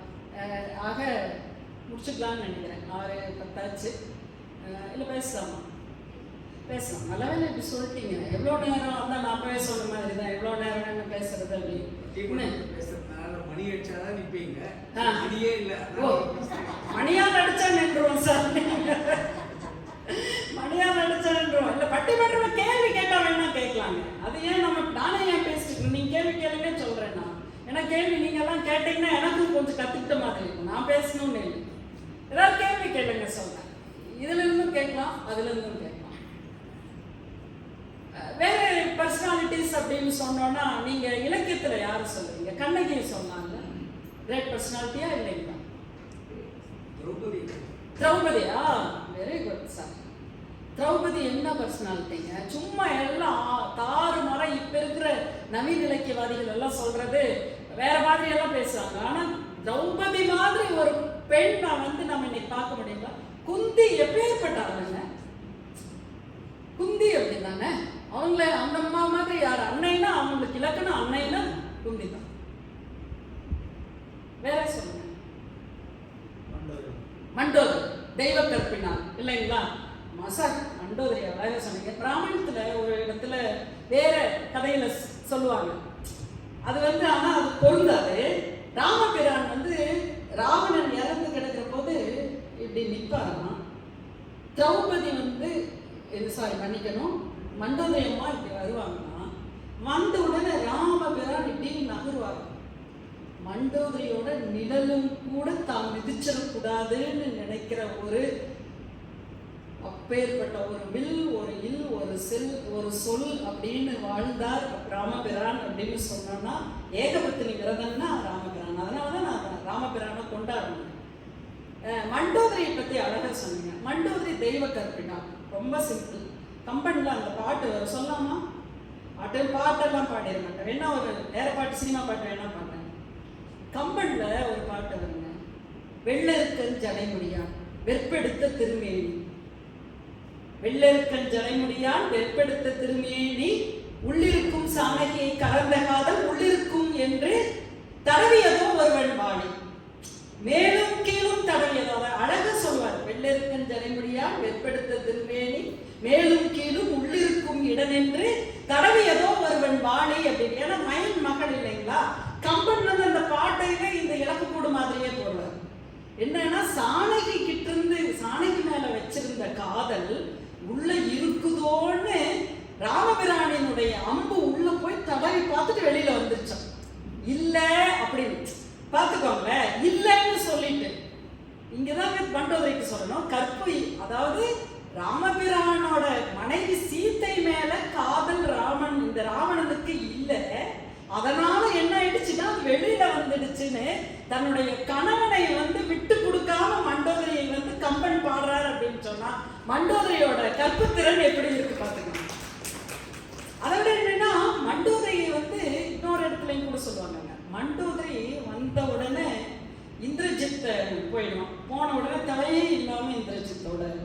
பாடிகள். தலையை வந்து அவங்க வந்து வெற்றி சின்னமாக வச்சிருவாங்க. தலையே இல்லாம பாடி கிடக்கும். அப்ப வந்து சொல்லுவா, நாளைக்கு உன் தந்தைக்கு என்று காட்டுவதற்காக இப்படி படுத்திருக்கிறார். அந்த நேரத்துல கூட அடுத்து என்ன நடக்கும்னு சொல்ற ஒரு குணம் மண்டோதரி கிட்ட. மண்டோதரி கிட்ட இன்னொரு முக்கியமான விஷயம் என்னன்னா, அவ வந்து சிவபிரான் மேல அப்படி ஒரு காதலும் அப்படி ஒரு பக்தியும். உத்தரகோச மங்கையில தான் அவங்க கும்பிட்ட அந்த சிவபிரான் ஆலயம் தெரியும் உங்களுக்கு. அங்க போய் கும்பிடுற பொழுது எப்போது என்ன பண்ணாங்கன்னா, மண்டோதரிக்கும் ராவணனுக்கும் திருமணம் நடந்ததே அங்கன்னு சொல்லுவாங்க வரலாறு. இவங்க மண்டோதரி அங்க இலங்கையில வந்து காத்துட்டு இருப்பாளாம் சிவபிரான் வரணும் அப்படின்னு சொல்லி.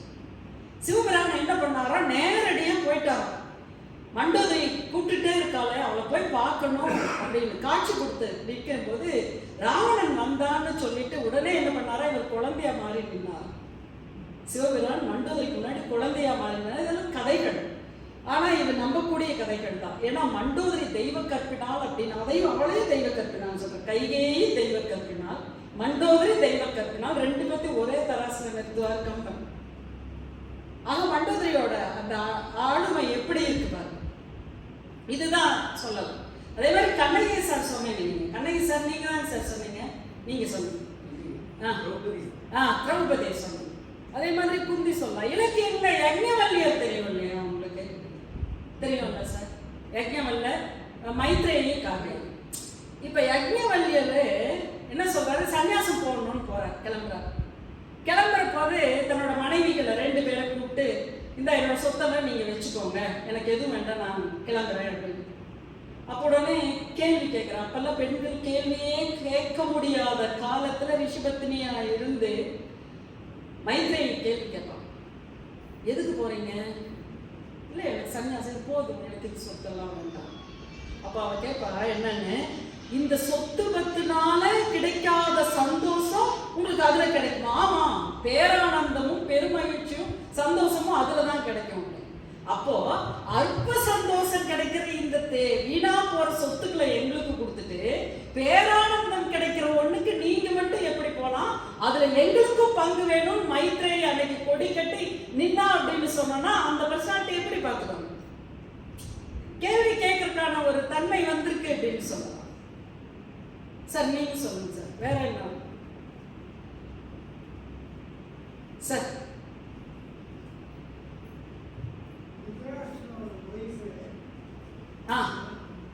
திருதராஷ்டிரன் காந்தாரி. நல்ல டாபிக் கொடுத்துருக்காரு. இப்ப கேள்வி உங்களுக்கு தான், எனக்கு இல்லை. எங்க காந்தாரி செஞ்சது சரியா தவறா?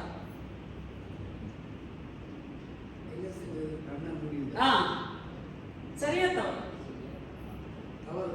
தவறுதான் மேடம். நீங்க தவறுதான், தவறுதான். சரின்னு சொல்றவங்க எத்தனை பேர்? அவங்க என்னமோ பண்ணுறாங்க உங்களுக்கு. ஏமா நீங்க சரியா என்ன கேள்வி கேட்டுருக்கீங்க? நல்ல வேலை கண்ணை முடிட்டாங்க, நீங்க வேற கண்ணை திறந்துட்டே பேசிட்டு இருக்கீங்களா? இதெல்லாம் பார்க்காம கண்ணை முடி. இதெல்லாம் இவங்க பாருங்க, இதெல்லாம் பார்க்காம அப்படின்னு என்ன கை கட்டுறீங்க? ஆமா ஆமா, அதெல்லாம் சரி சரி. ஆனா ஏங்க காந்தாரி வந்து சொல்றாங்க துரியோதனன், எப்பா நீ ஒரு நாள் நிர்வாணமா வா, இல்லையா நான் வந்து உன்னை பார்த்தா உனக்கு வஜ்ரமா வந்துடும் அப்படின்னா. ஆனா தன்னுடைய தாய் முன்னாடி அவனால் அப்படி நிற்க முடியாம நெய்யை மறைக்கிறதுக்காக இடுப்புல ஒரு துண்டை கட்டிட்டு வந்தது, வாழை இலையில கட்டிட்டு தான். ஆனா கடைசியில பீமன்னால இங்க கரெக்டா தொடையில அடிபட்டு தான் செத்தான். தாய் சொல்லை தட்டாதேங்கிறது அதுதான், அம்மா சொல்ற பேச்ச கேளப்பா அப்படின்னு அர்த்தம். இது வந்து என்னன்னா, சில வீடுகள் என்னன்னா, ஏங்க மாமியார் வர்றாங்க அப்படின்னா வீட்டுக்காரர் ரொம்ப அவசரம், ஐயோ அம்மா வர்றாங்கன்னு எல்லா வேலையும் செஞ்சு வீட்டுல சமானால எங்கடி எங்க அம்மா வருவாங்கன்னு சொன்னேன், இன்னும் காணோம் அப்படின்னு. உடனே அவசரம் மாமியார் வருவாங்கன்னு தான் சொன்னேன். நான் வந்து எங்க மாமியார் வருவாங்கன்னு சொல்லல, உங்க மாமியார் தான் வருவாங்கன்னு சொன்னேன். இந்த மாதிரி எல்லாம் இருக்கு சார். காந்தாரி மேடம் சொல்லுங்க மேடம். காந்தாரி எந்த ஸ்ட்ரீம்ல பேசுங்க, நானே பேசணும்னு ஒண்ணு இல்லை. காந்தாரிக்கு சொல்லுங்க. என்னங்க? இல்ல அவர் சொன்னாரு, இல்ல காந்தாரி பண்ணது சரியா தவறா?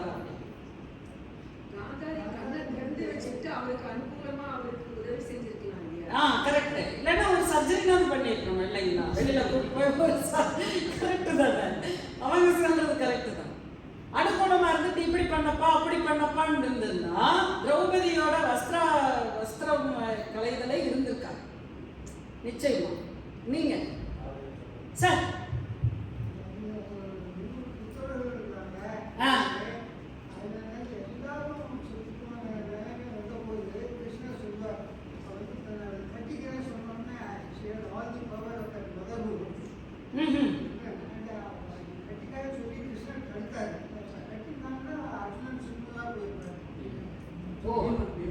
பீமன்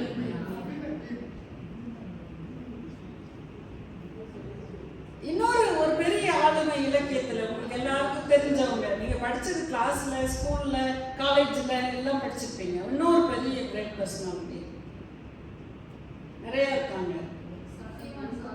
சத்யவான் சாவித்ரி. யாருங்க சொன்னீங்க? சத்யவான் சாவித்ரி. பாருங்களேன், சூப்பர். நீங்க கல்யாணம் ஆயிடுச்சா உங்களுக்கு? உங்களுக்கு கல்யாணம் ஆயிடுச்சா? இல்ல ரொம்ப சின்ன வயசா தெரியுறீங்களேன்னு நான் கேட்டேன். இல்ல என்னன்னா பார்த்துக்கோங்க. இல்ல நிச்சயமாவே தான் அவங்க பாருங்களேன் என்ன ஜாலியா இருக்காங்கன்னு. இந்த தென்கட்சி சுவாமிநாதன் ஏதோ ஒரு கதை சொல்றாரு. அவரு அந்த கதை வந்து என்னன்னா எப்படி வாழ்ற போதே செத்து போகிறது அப்படிங்கிற ஒரு கதை. அவர் வீட்டுல வந்து ஒரு கிளி ஒண்ணு வளர்த்துறார் ஒருத்தர். அந்த கிளி கிட்ட போய் நின்றுட்டு இவர் என்ன சொல்றாரு, எப்ப ஏன் சோகமா இருக்க, உன்னோட ஜோடி கிளி எங்கன்னு நான் போய் தேடி குடிச்சிட்டு வரேன் அப்படின்னு சொல்றாரு. அந்த கிளி சொல்றது பேசுற கிளி, சரிங்களா? அந்த கிளி சொல்லிச்சு, சரி நான் வேணா போய் நீங்க போய் தேடி கண்டுபிடிச்சிட்டு வாங்க, அப்போ வந்து நான் கட்டாயமா சந்தோஷமா இருப்பேன் அப்படின்னு. இவர் சவுத் ஆப்பிரிக்கா போனப்பதான் அந்த கிளியை வாங்கிட்டு வந்திருக்காரு, ஏதோ ஒரு விசேஷமா போனப்ப. என்னங்க தண்ணி அப்போ போயிருக்காங்க. அப்போ போனப்ப என்ன ஆகுது அப்படின்னு சொன்னோம்னா, இவர் போறாரு, மறுபடியும் சவுத் ஆப்பிரிக்கா போறாரு. போனப்ப அந்த கிளி வித்த கடையில போய் கேட்டிருக்காரு, ஏங்க இந்த மாதிரி நான் இங்க இருந்து தான் கிளி ஒன்று வாங்கிட்டு போனேன், இதோட ஜோடி கிளி எங்க இருக்குன்னு. ஏங்க கிளிக்கெல்லாம் ஜோடி நாங்க பார்த்து வச்சுட்டு இருக்கோமா, நீங்களே போய் தேடி போங்க, அதான் அங்க இருக்கு, மரத்துல இருக்கும். சரி மரத்துல இருக்கும், மரத்துல இருக்கும் அப்படின்னு சரி தேடிட்டு போறாரு. மரத்துல போய் என்ன, அதாவது என்னோட கிளி வந்து அங்க ஊர்ல இருக்கு, இதோட ஜோடி கிளி எங்காவது இருக்கீங்களா, தனியா இருக்கிற கிளி எங்காவது இருக்கீங்களா, தனியா இருக்கிற கிளி எங்காவது இருக்கீங்களான்னு ஒவ்வொரு மரமா போய் கேட்டுட்டு இருந்தார். இதுல ஒரு கிளி வந்து உடனே எட்டி பார்த்தது, ஓ இதுதான் புரிஞ்சிருச்சு. புரிஞ்சோடனே ஒன்று சொல்லி விட்டதுப்பா, உன்னோட ஜோடி அது ரொம்ப சந்தோஷமா இருக்கு, தங்க கூண்டுல நான் வச்சிருக்கேன், நல்லா இருக்கு, சந்தோஷமா இருக்கு, நேரத்துக்கு சாப்பாடு போடுறேன்ப்பா. இப்போ என்ன நானி மாதிரியே தான் நேரத்துக்கு எல்லாம் சாப்பாடெல்லாம் போட்டுட்டு இருக்கோம்ப்பா. அப்போ என்ன கேட்டாலும் டிகாஷன் எல்லாம் கிடைக்கும், எது வேணா கிடைக்கும்னா அது இது அது வந்து பேயபிள் இல்லை, இது பேயபிள், ஓகேங்களா? அப்போ என்ன அது போட்டுட்டு இருக்கோம்ப்பா அப்படின்னு. உடனே இது என்னாச்சுன்னா, அப்படியா அப்படின்னு இந்த கிளி சந்தோஷமா கேட்டுட்டு அப்படியே கேட்ட வேகத்தில் விழுந்து போயிடுச்சு. போனோன்னா இது அடக்கடவுளை, பேசாம ஒரு கிளியை நல்ல விதமாக விட்டுருந்துருக்கலாம், இதையும் அப்போ சாக வச்சோம். அவரும் அதே சோகத்தோட வந்தார். ஒரு கிளியை கொண்ட பாவம் வேற நம்மளுக்குன்ட்டு இங்க வந்தார். இந்த கிளி கிட்ட சொன்னார், இங்க பாரு உன்னோட ஜோடியை நான் பார்த்தேன், அந்த ஜோடி வந்து சொல்லிச்சு, உன்னை பற்றியெல்லாம் விசாரிச்சது, நீ நல்லா இருக்க, நல்லா சொன்ன, நீ கிளி கூண்டில் இருக்க, எல்லாமே சொன்னேன், நான் சாப்பாடு போடுறது எல்லாமே சொன்னேன், உனக்கு பழம் கொடுக்குறேன், அது கொடுக்குறேன், எல்லாம் சொன்னேன், சந்தோஷமா தான் கேட்டுட்டு இருந்தது. ஆனால் கேட்ட நேரத்திலேயே கொஞ்ச நேரத்திலேயே அதை கண்ணை அப்படியே கிருன்னு சுத்துச்சு, கீழே வந்து செத்து போச்சுப்பா அப்படின்னு. அப்படியா அப்படின்னு தான் பாவம். இந்த கிளி என்ன பண்ணிச்சு, அதுவும் அப்படியே கூண்டுக்குள்ள அப்படியே ஒரு சுத்தி வேகமாக ரெக்கை படப்படப்படா நடிச்சு கீழே வந்து செத்துச்சு. உடனே இவர் என்னடா இது ரொம்ப போச்சு, இதுக்காக சவுத் ஆப்பிரிக்காவுக்கு செலவு பண்ணி வேற போயிட்டு வந்தோம் அப்படின்ட்டு அந்த கிளி என்ன பண்றாரு, வெளியில வீசுறாங்க. வெளியில வீசின வேகத்துல அந்த கிளி வேகமா பறந்து போய் மரத்துல உட்கார்ந்துட்டு சொல்லிச்சான், அடமுட்டாலே என்னோட ஜோடி கிளி என்ன தெரியுமா சொல்லி கொடுத்துச்சு, நீ இந்த கூண்டில இருந்து தப்பிக்கணும்னா செத்த மாதிரி நடி, உடனே அவன் தூக்கி வெளியில போடுவான், நீ பறந்து போயிடறா, சுதந்திரமா இருக்கலாம் அப்படின்னு சொல்லிட்டு. அப்போ மனிதன் வாழ்கின்ற பொழுதே நம்ம கிட்ட இருக்கிற சில விஷயங்களை விட்டுட்டோம்னு வைங்களேன், ரொம்ப சந்தோஷமா இருக்கலாம் தான் அப்படிங்கிறது தான் தென்கத்தி சுவாமிநாதன் ஐயா சொன்ன ஒரு விஷயம். அதே மாதிரி பகவான் ரமண மகரிஷி சொன்ன ஒரு கதையை வந்து நம்ம இப்படியே ப்ரொலாங் பண்ணாங்க. அவர் ஒரு கதை சொல்றாரு. என்ன அப்படின்னா, நொச்சூர் சாமி சொல்லி நான் கேட்டிருக்கேன். அப்போ ஒரு சின்ன பாப்பா, அந்த பாப்பா என்ன பண்ணுது, பூதம் துறந்தது அந்த பாப்பா. உடனே வேகமா ஓடி போய் மரத்து மேல ஏறிடுச்சு. அதுக்கு மரம் ஏற தெரியும், அது ஏறிடுச்சு. உடனே நீங்க கேட்கலாம், பூதம் ஏன் மரத்து மேல ஏறல? ஏன்னா பூதத்துக்கு மரத்து மேல ஏற தெரியாது, அது கீழே நின்றுட்டு நீ கீழே இறங்கி வருவீல்ல, நான் உன்னை பிடிச்சி சாப்பிட்றேன் பாருன்னு அது வெயிட் பண்ணிட்டு. அப்ப வெயிட் பண்ணிட்டு இருக்கும்போது அந்த பாப்பா கீழே இறங்கவே வருது. மேல போற குயில், மயில், காக்கா, இன்னும் என்னென்ன பறவைகள் பறக்குதோ அந்த பறவைகள் கிட்ட இருந்து தூவல் வாங்கி, தூவல்னா ரெக்கையை வாங்கிட்டு என்ன பண்ணுது, அது தன் மேல எல்லாம் அப்படியே ஒட்ட வச்சுட்டு அது பறந்து போயிடுச்சான் அந்த பாப்பா. அப்போ அந்த பாப்பா பறந்து போன மாதிரி நம்மளும் என்னன்னா, நம்ம மேல சத்தியங்கிற ஒரு ரெக்கையை கட்டிக்கிட்டு வாழ்க்கையில அப்படியே பறந்து போய் பிரம்மத்து கூட சேரணும்னு அவர் சொல்றாரு. சரிங்களா? அதே கதை இப்படி மாத்துக்கல, அப்படி பறந்து நம்ம அன்னையனும் ஆளுமை தலைக்கு கொண்டு வாங்க. அப்படி பறந்து போன பாப்பா பெருசாகி கல்யாணம் பண்ணி குழந்தைகளை பெற்றுட்டு தன்னோட குழந்தைகளுக்கு எப்படி இருக்கணும், வாழ்க்கையில நின்று எந்த கஷ்டம் வந்தாலும் நின்று ஜெயிக்கணும்னு சொல்லி கொடுக்குது அப்படின்னு சொன்னோம்னா, இதுதான் பெண்ணுக்கே உரிய தனிப்பட்ட ஒரு குணம் அப்படின்னு சொல்றோம் இல்லைங்களா? இது அப்படியே நம்ம கதைகளை வந்து சேர்த்துக்கலாம் அப்படிங்கிறது தான். நிறைய விஷயங்கள் நமக்கு இப்படி நிறைய சொல்லி கொடுத்துக்கிட்டே இருக்காங்க. நிறைய பார்க்குறது எல்லாமே நமக்கு தெரியும். ஒவ்வொருத்தருக்கிட்டையும் ஒவ்வொரு கதைகள் இருக்கும். எங்கள் பாட்டிக்கிட்டையும் கூட ஒரு கதை இருக்கும். எங்கள் பாட்டி முத்தம்மா பாட்டி, அவங்க பட்டறை வச்சிருந்தாங்க, இரும்பு பட்டறை. அந்த இரும்பு பட்டறையில் கணவன் இறந்த பிற்பாடு கூட இரும்பு பட்டறையில் அவங்க வேலை செஞ்சு அவங்க தன்னுடைய குழந்தைகளை காப்பாற்றியிருக்காங்க. ஆனால் குழந்தைகளை எப்படி வளர்த்துவாங்கன்னாங்க, அடி பின்னி எடுத்துருவாங்களாம் பொண்ணு குழந்தைகளை. ஏதாவது அந்த பக்கம் இந்த பக்கம் பார்த்தா, அப்புறம் வேற யாராவது ஜென்ஸ் யாராவது பார்த்தாங்கன்னா, இந்த அம்மாவை பார்த்தாங்கன்னா அப்பவே இந்த இரும்பு பட்டறை சுத்திட்டு இருக்கிற துருத்திக்கோள் பெட்டியிலிருந்து ஏதாவது இதை எடுத்து அப்படி வீசிடுவாங்களாம். அந்த கோபம் இருக்கணும். அப்போ தனியா நின்று ஜெயிக்கக்கூடிய பக்குவம் யார்கிட்ட இருக்குன்னா அது பெண்கள் கிட்ட தான் இருக்கு. நம்ம ஒன்றும் சொல்ல வேண்டியது, மகளிர் தினமா போயிடும். அன்னையர் தினம் இல்லாமல் மகளிர் தினமா மாறி நம்ம இன்னும் பெண்களை பற்றி நான் பேசிட்டு இருந்தா. ஆனால் அன்னை என்கிற ஸ்தானம் எப்போ கிடைக்கும் அப்படின்னு சொன்னோம்னா, கூட நம்முடைய குடும்பத்தின் உறுப்பினர்களுடனும் குறிப்பாக கணவனுடனும் இணைந்து வாழ்க்கையை ஒரு நிறைவுக்கு கொண்டு வந்துட்டு அதுக்கப்புறம் நின்று இருக்கும் பாருங்களேன், அப்பதான் அன்னையுடைய பரிபூர்ணம் கிடைக்கும். அப்பதான் அந்த ஆனந்தமும் பேரானந்தமும் கிடைக்கும் அப்படிங்கிறதுல மாற்று கருத்து கிடையாது. இலக்கியத்திலிருந்து வேற ஏதாவது கேள்வி கேட்கறதுன்னா கேளுங்க சார். ஊர்மிளா இல்ல, அந்த கேரக்டர் நல்ல கேரக்டர் சார். ஊர்மிளாவை வந்து கம்பன்னு சொல்லல, வால்மீகியில சொல்லியிருக்காரான்னு தெரியல, சொல்லல. வால்மீகியிலையும் சொல்ல, நிறைய துளசிதாசர் யாராகட்டும், ஊர்மிளா நிறைய நம்ம கேள்விப்பட்ட கதைகளும் நாடோடி கதைகள் நிறைய உண்டு. ஊர்மிளை எண்ணெய் தேய்ச்சிட்டு இருக்கலாம் அப்படி சொல்லுவாங்க, தலைக்கு குளிக்கலான்னு எண்ணெய். நான் இந்த மாதிரி போறேன்னு கூட அவன் சொன்னானா இல்லையான்னு தெரியாது. லக்ஷ்மணன் போய் எப்படி இருந்தாருன்னு தெரியல. லக்ஷ்மணன் அண்ணன் பின்னாடியே போயிட்டாரு. ஊர்மிளை கிட்ட போய் சொன்னதாக காட்டவே இல்லை. அம்மாட்டதான் சுமுத்திரை கிட்டதான் சொல்றான். சுமுத்திரை சொல்லுவா, நீ வந்து போ, அவன் வரவில்லை என்றால் முன்னம் நீ முடி அப்படின்பான். அவன் ஒருவேளை ராமன் திரும்பி வரலன்னா அவனுக்கு முன்ன நீ செத்து போன்னு சொல்லுவா சுமுத்திரை. ஆனா ஊர்மிளை கிட்ட சொல்லிட்டு போறதாகவே காட்டுறதில்லை. ஆனா நாடோடி கதைகள் ஊர்மிளை பத்தி சொல்லுது. என்னன்னா, ஊர்மிளை லக்ஷ்மணன் வர்ற வரைக்கும் அந்த எண்ணெய் தேய்ச்ச முடியோட அப்படியே உட்கார்ந்து தூங்காம, எப்படி ராமபிரான் தூங்குறானா இல்லையா அப்படின்னு காவல் காத்துக்கிட்டு இருந்தானோ லக்ஷ்மணன், அப்படி லக்ஷ்மணன் வரட்டும்னு 14 வருஷம் தன்னுடைய இமை மூடாமல் இருந்தவள் ஊர்மிளைனா, அந்த மாதிரி ஒரு பொண்ணை நம்ம பார்க்க முடியுமா சார்? இப்போ எங்க வீட்டுக்காரர் ஊருக்கு போறேன்னு சொல்லாம இப்படி போயிட்டாருன்னு வைங்களேன், ஒரு பேச்சுக்கு தான் போக மாட்டார், அப்படி போயிட்டாருன்னு வைங்களேன். நான் வந்து சரி அவர் வர்ற வரைக்கும் நான் தூங்காமையா இருப்பேன். நல்ல வேலை இப்போ ஊருக்கு போயிடுறேன், நம்ம நிம்மதியா இருக்கும். இப்போ நான் ஊருக்கு போறேன்னு சொல்றேன்னு வைங்களேன், அவர் என்ன சொல்லுவார், இப்பதான் பட்டிமன்றத்துக்கெல்லாம் போறோம் அல்லது நிறைய நிகழ்வுகளுக்கு போறோம்னா, நல்ல வேலைப்பா நீ போயிட்டு மெதுவாக ஒன்றும் அவசரம் இல்லை. இல்லைங்களா? நான் இப்ப நானும் போயிட்டு வந்துருவியான்னு கேட்டார் திரும்ப, இல்லைங்களா? அப்படி எப்ப எத்தனை நிகழ்வு தொடர் நிகழ்வு பார்த்தீங்களா? இத்தனை நேரம் இலக்கியமெல்லாம் பேசுற போதும் கூட உங்க முகம் அப்படி தாமரை பூ மாதிரி இல்லை, இப்பதான் தாமரை பூ மாதிரி இருக்குது. அதுதான் விஷயம். ஆக இப்படி நிறைய இருக்கு. உருவிடை சொன்னீங்க, வேற சார் இலக்கியம்னா வேற என்ன கேளுங்களேன். ஔவையார் வா,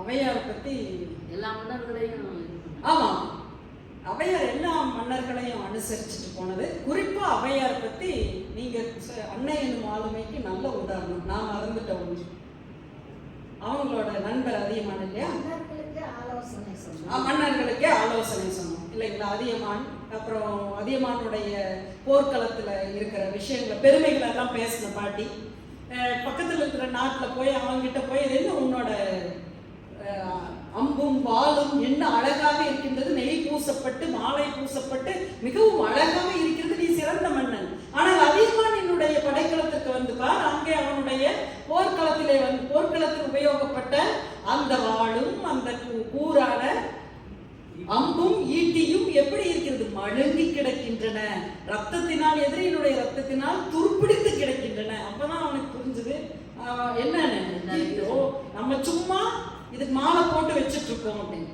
ஆனா பாரியினுடைய மகள் 2 பேருக்கு, அங்கவை சங்கவை, அந்த பேர் எல்லாருக்குமே தெரியும் இல்லைங்களா?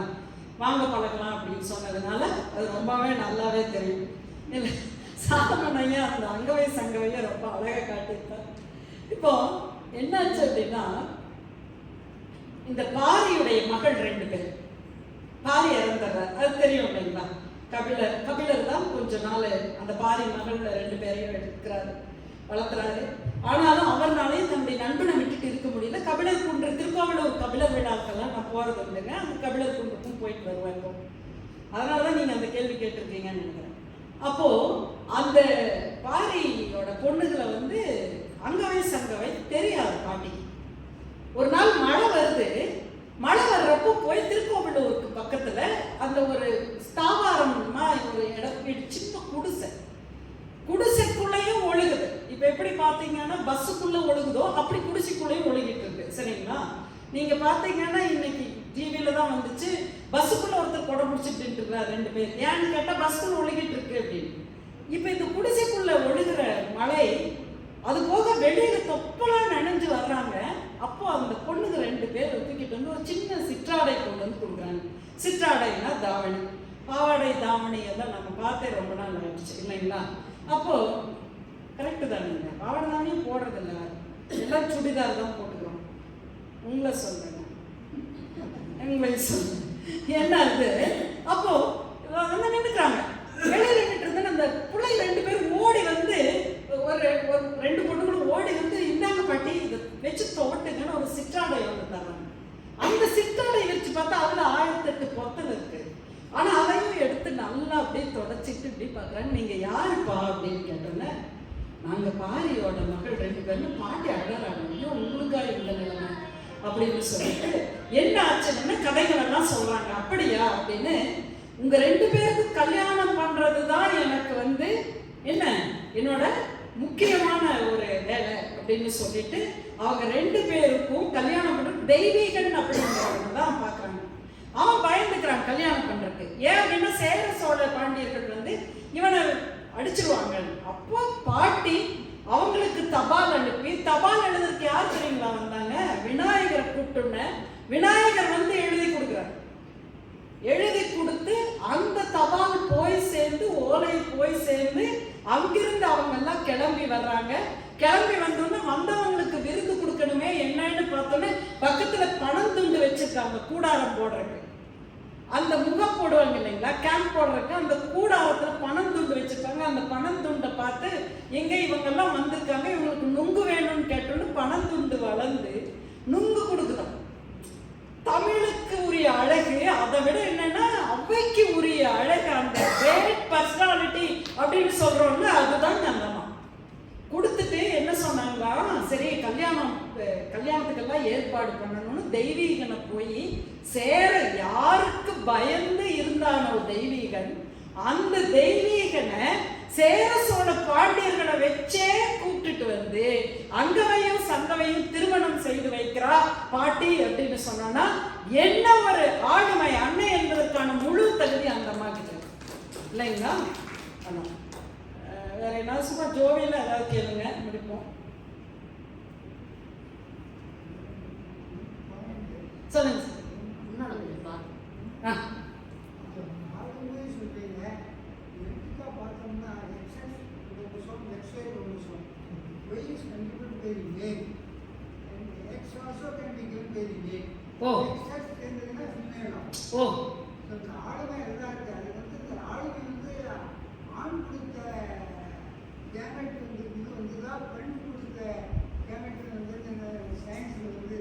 கண்டுபிடிக்க முடியல.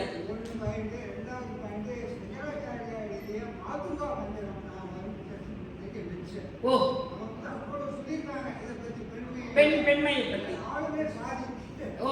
ஆணில் பாதிதான் பெண் ஆளுமை. ஆமா சார், அது கரெக்ட் தான். பெண்ணினுடைய நீங்க சொல்ற மாதிரி அந்த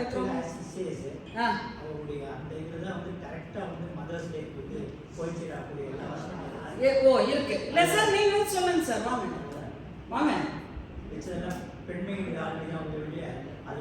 உள்ளதான் ஏங்க இப்ப சங்கராச்சாரியர் பார்த்துக்கோங்க.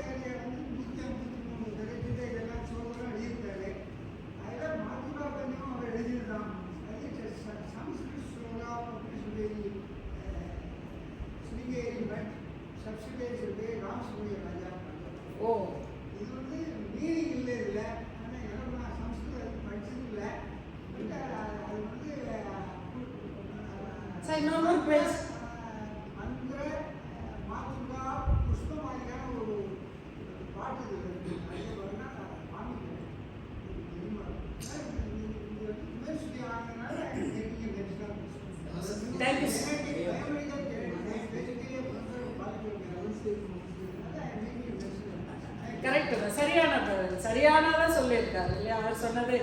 ஆனா அதான் சொல்றேன், முற்றும் துறந்த ஞானியருக்கும் கூட அம்மாவை விட முடியல அப்படிங்கிறது தான் கணக்கு.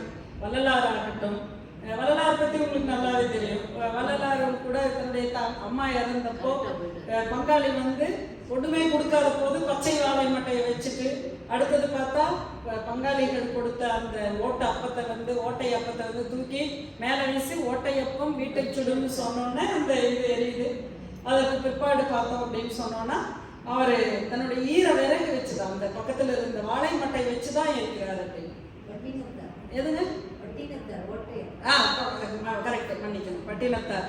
அதே மாதிரிதான் நம்ம சங்கராச்சாரியர் மகாபெரியவரும் கூட அம்மாவை மறக்க முடியலன்னு ஒரு இடத்துல சொல்லி யாரோ வந்து அம்மாவோட படத்தை கொண்டு வந்து கொடுத்தப்போ கண்கலங்கிட்டார் அம்மா. அது அந்த சீனே நம்ம ஆமா சேர்ந்தது. அதெல்லாம் எதுங்க? கையாவில் போய் சுத்தம் பண்ணும்போது ஏதோ கரெக்டாக நம்பர் ஞாபகம் இல்லை, 40 பிண்டங்கள் வச்சா 27 பிண்டம் அம்மாவுக்கு மட்டும். அப்போ அம்மாங்கிற அந்த ஸ்தானம், சரி அம்மாங்கிற ஸ்தானம் ஏங்க அவ்வளோ கஷ்டம்? மாதிரி இல்ல நம்ம அது வந்து பிண்ட வைக்கிற போது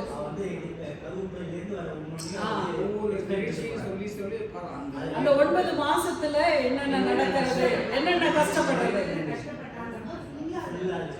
சாப்பிட முடியாது, தூங்க முடியாது. ஆமா, அதெல்லாம் தெரியாது. நம்ம அம்மா எல்லாருக்குமே அம்மா இல்லைங்களா? ஒருத்தருக்கும் இப்ப நம்மளுமே நம்ம அம்மாவை நினைச்சுக்கலாம். அதே ஆதிசங்கர் வந்து இவருக்கு அம்மா இறந்த போது அவங்க அம்மா இல்லைன்னாலும் ஆதிசங்கரே நமக்கு இல்லை இல்லை, அவருக்கு விட்டு கொடுக்கலன்னா இன்னைக்கு ஆதிசங்கரே, நாளைக்கு ஆதிசங்கரர் ஜெயந்தி இல்லை, ஆதிசங்கரர் எங்க நம்ம பார்த்துக்க போறோம்? எல்லா இடங்கள்லையுமே அம்மாக்கள் வந்து பெரிய விஷயம்தான். அது நீங்க சொன்னது ரொம்ப சரியான இதுதான். ஐயா உங்க பேர் என்னங்கய்யா?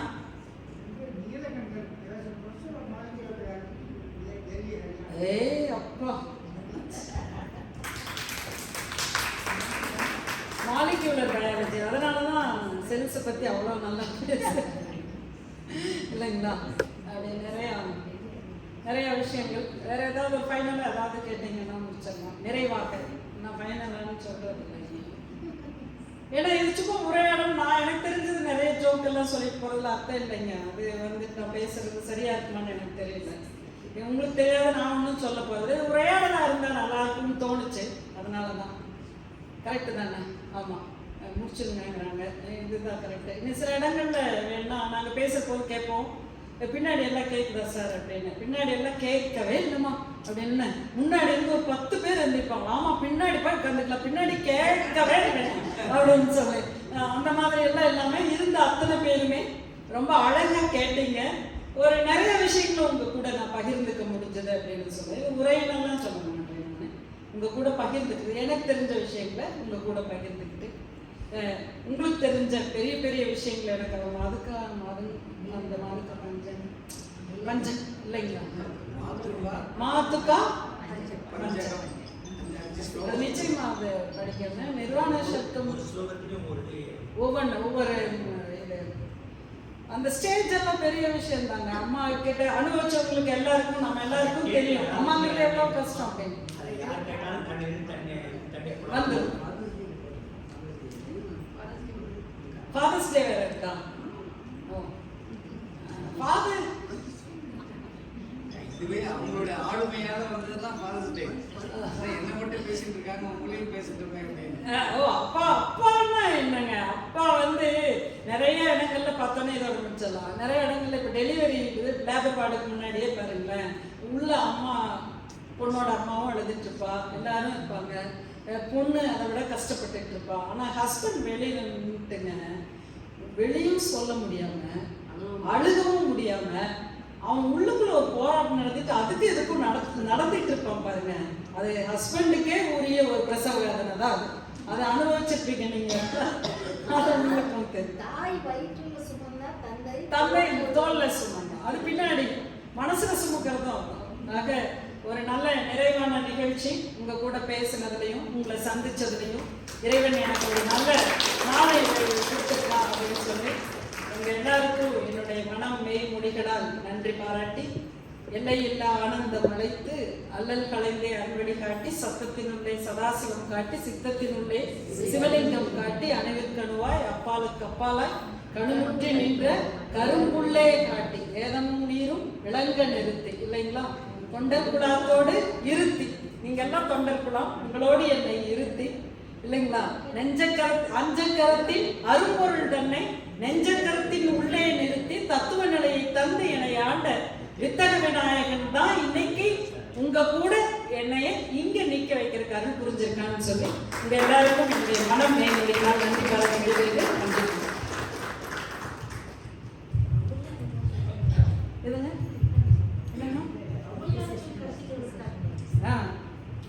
சூப்பரா சொல்லிப்பாங்க.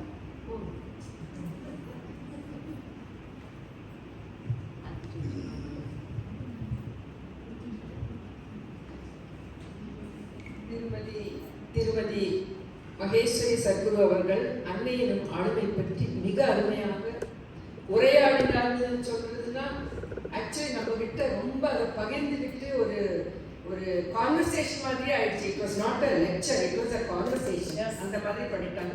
So it was very interesting on.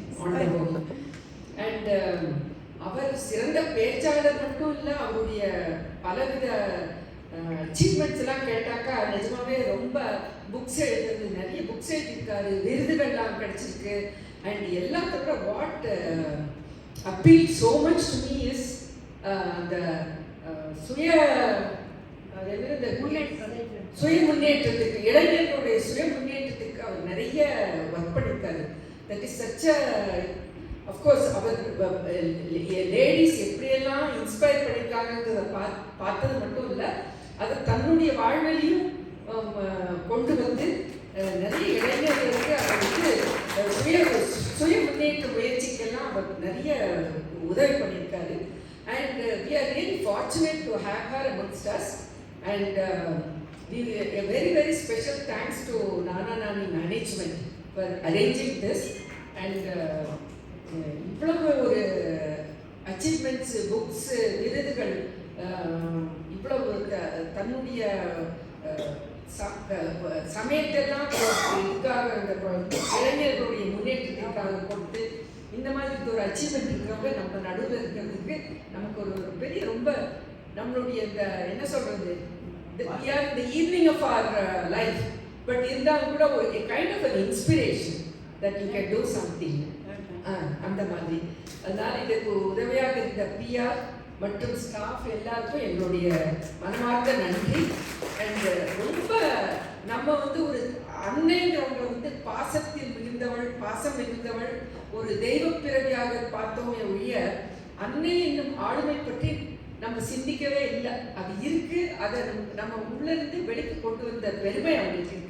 And it is such a nice conversation. Thank you. She made us participate. Oh, yes, definitely. நீங்க சத்ரபதி சிவாஜின்னு கூட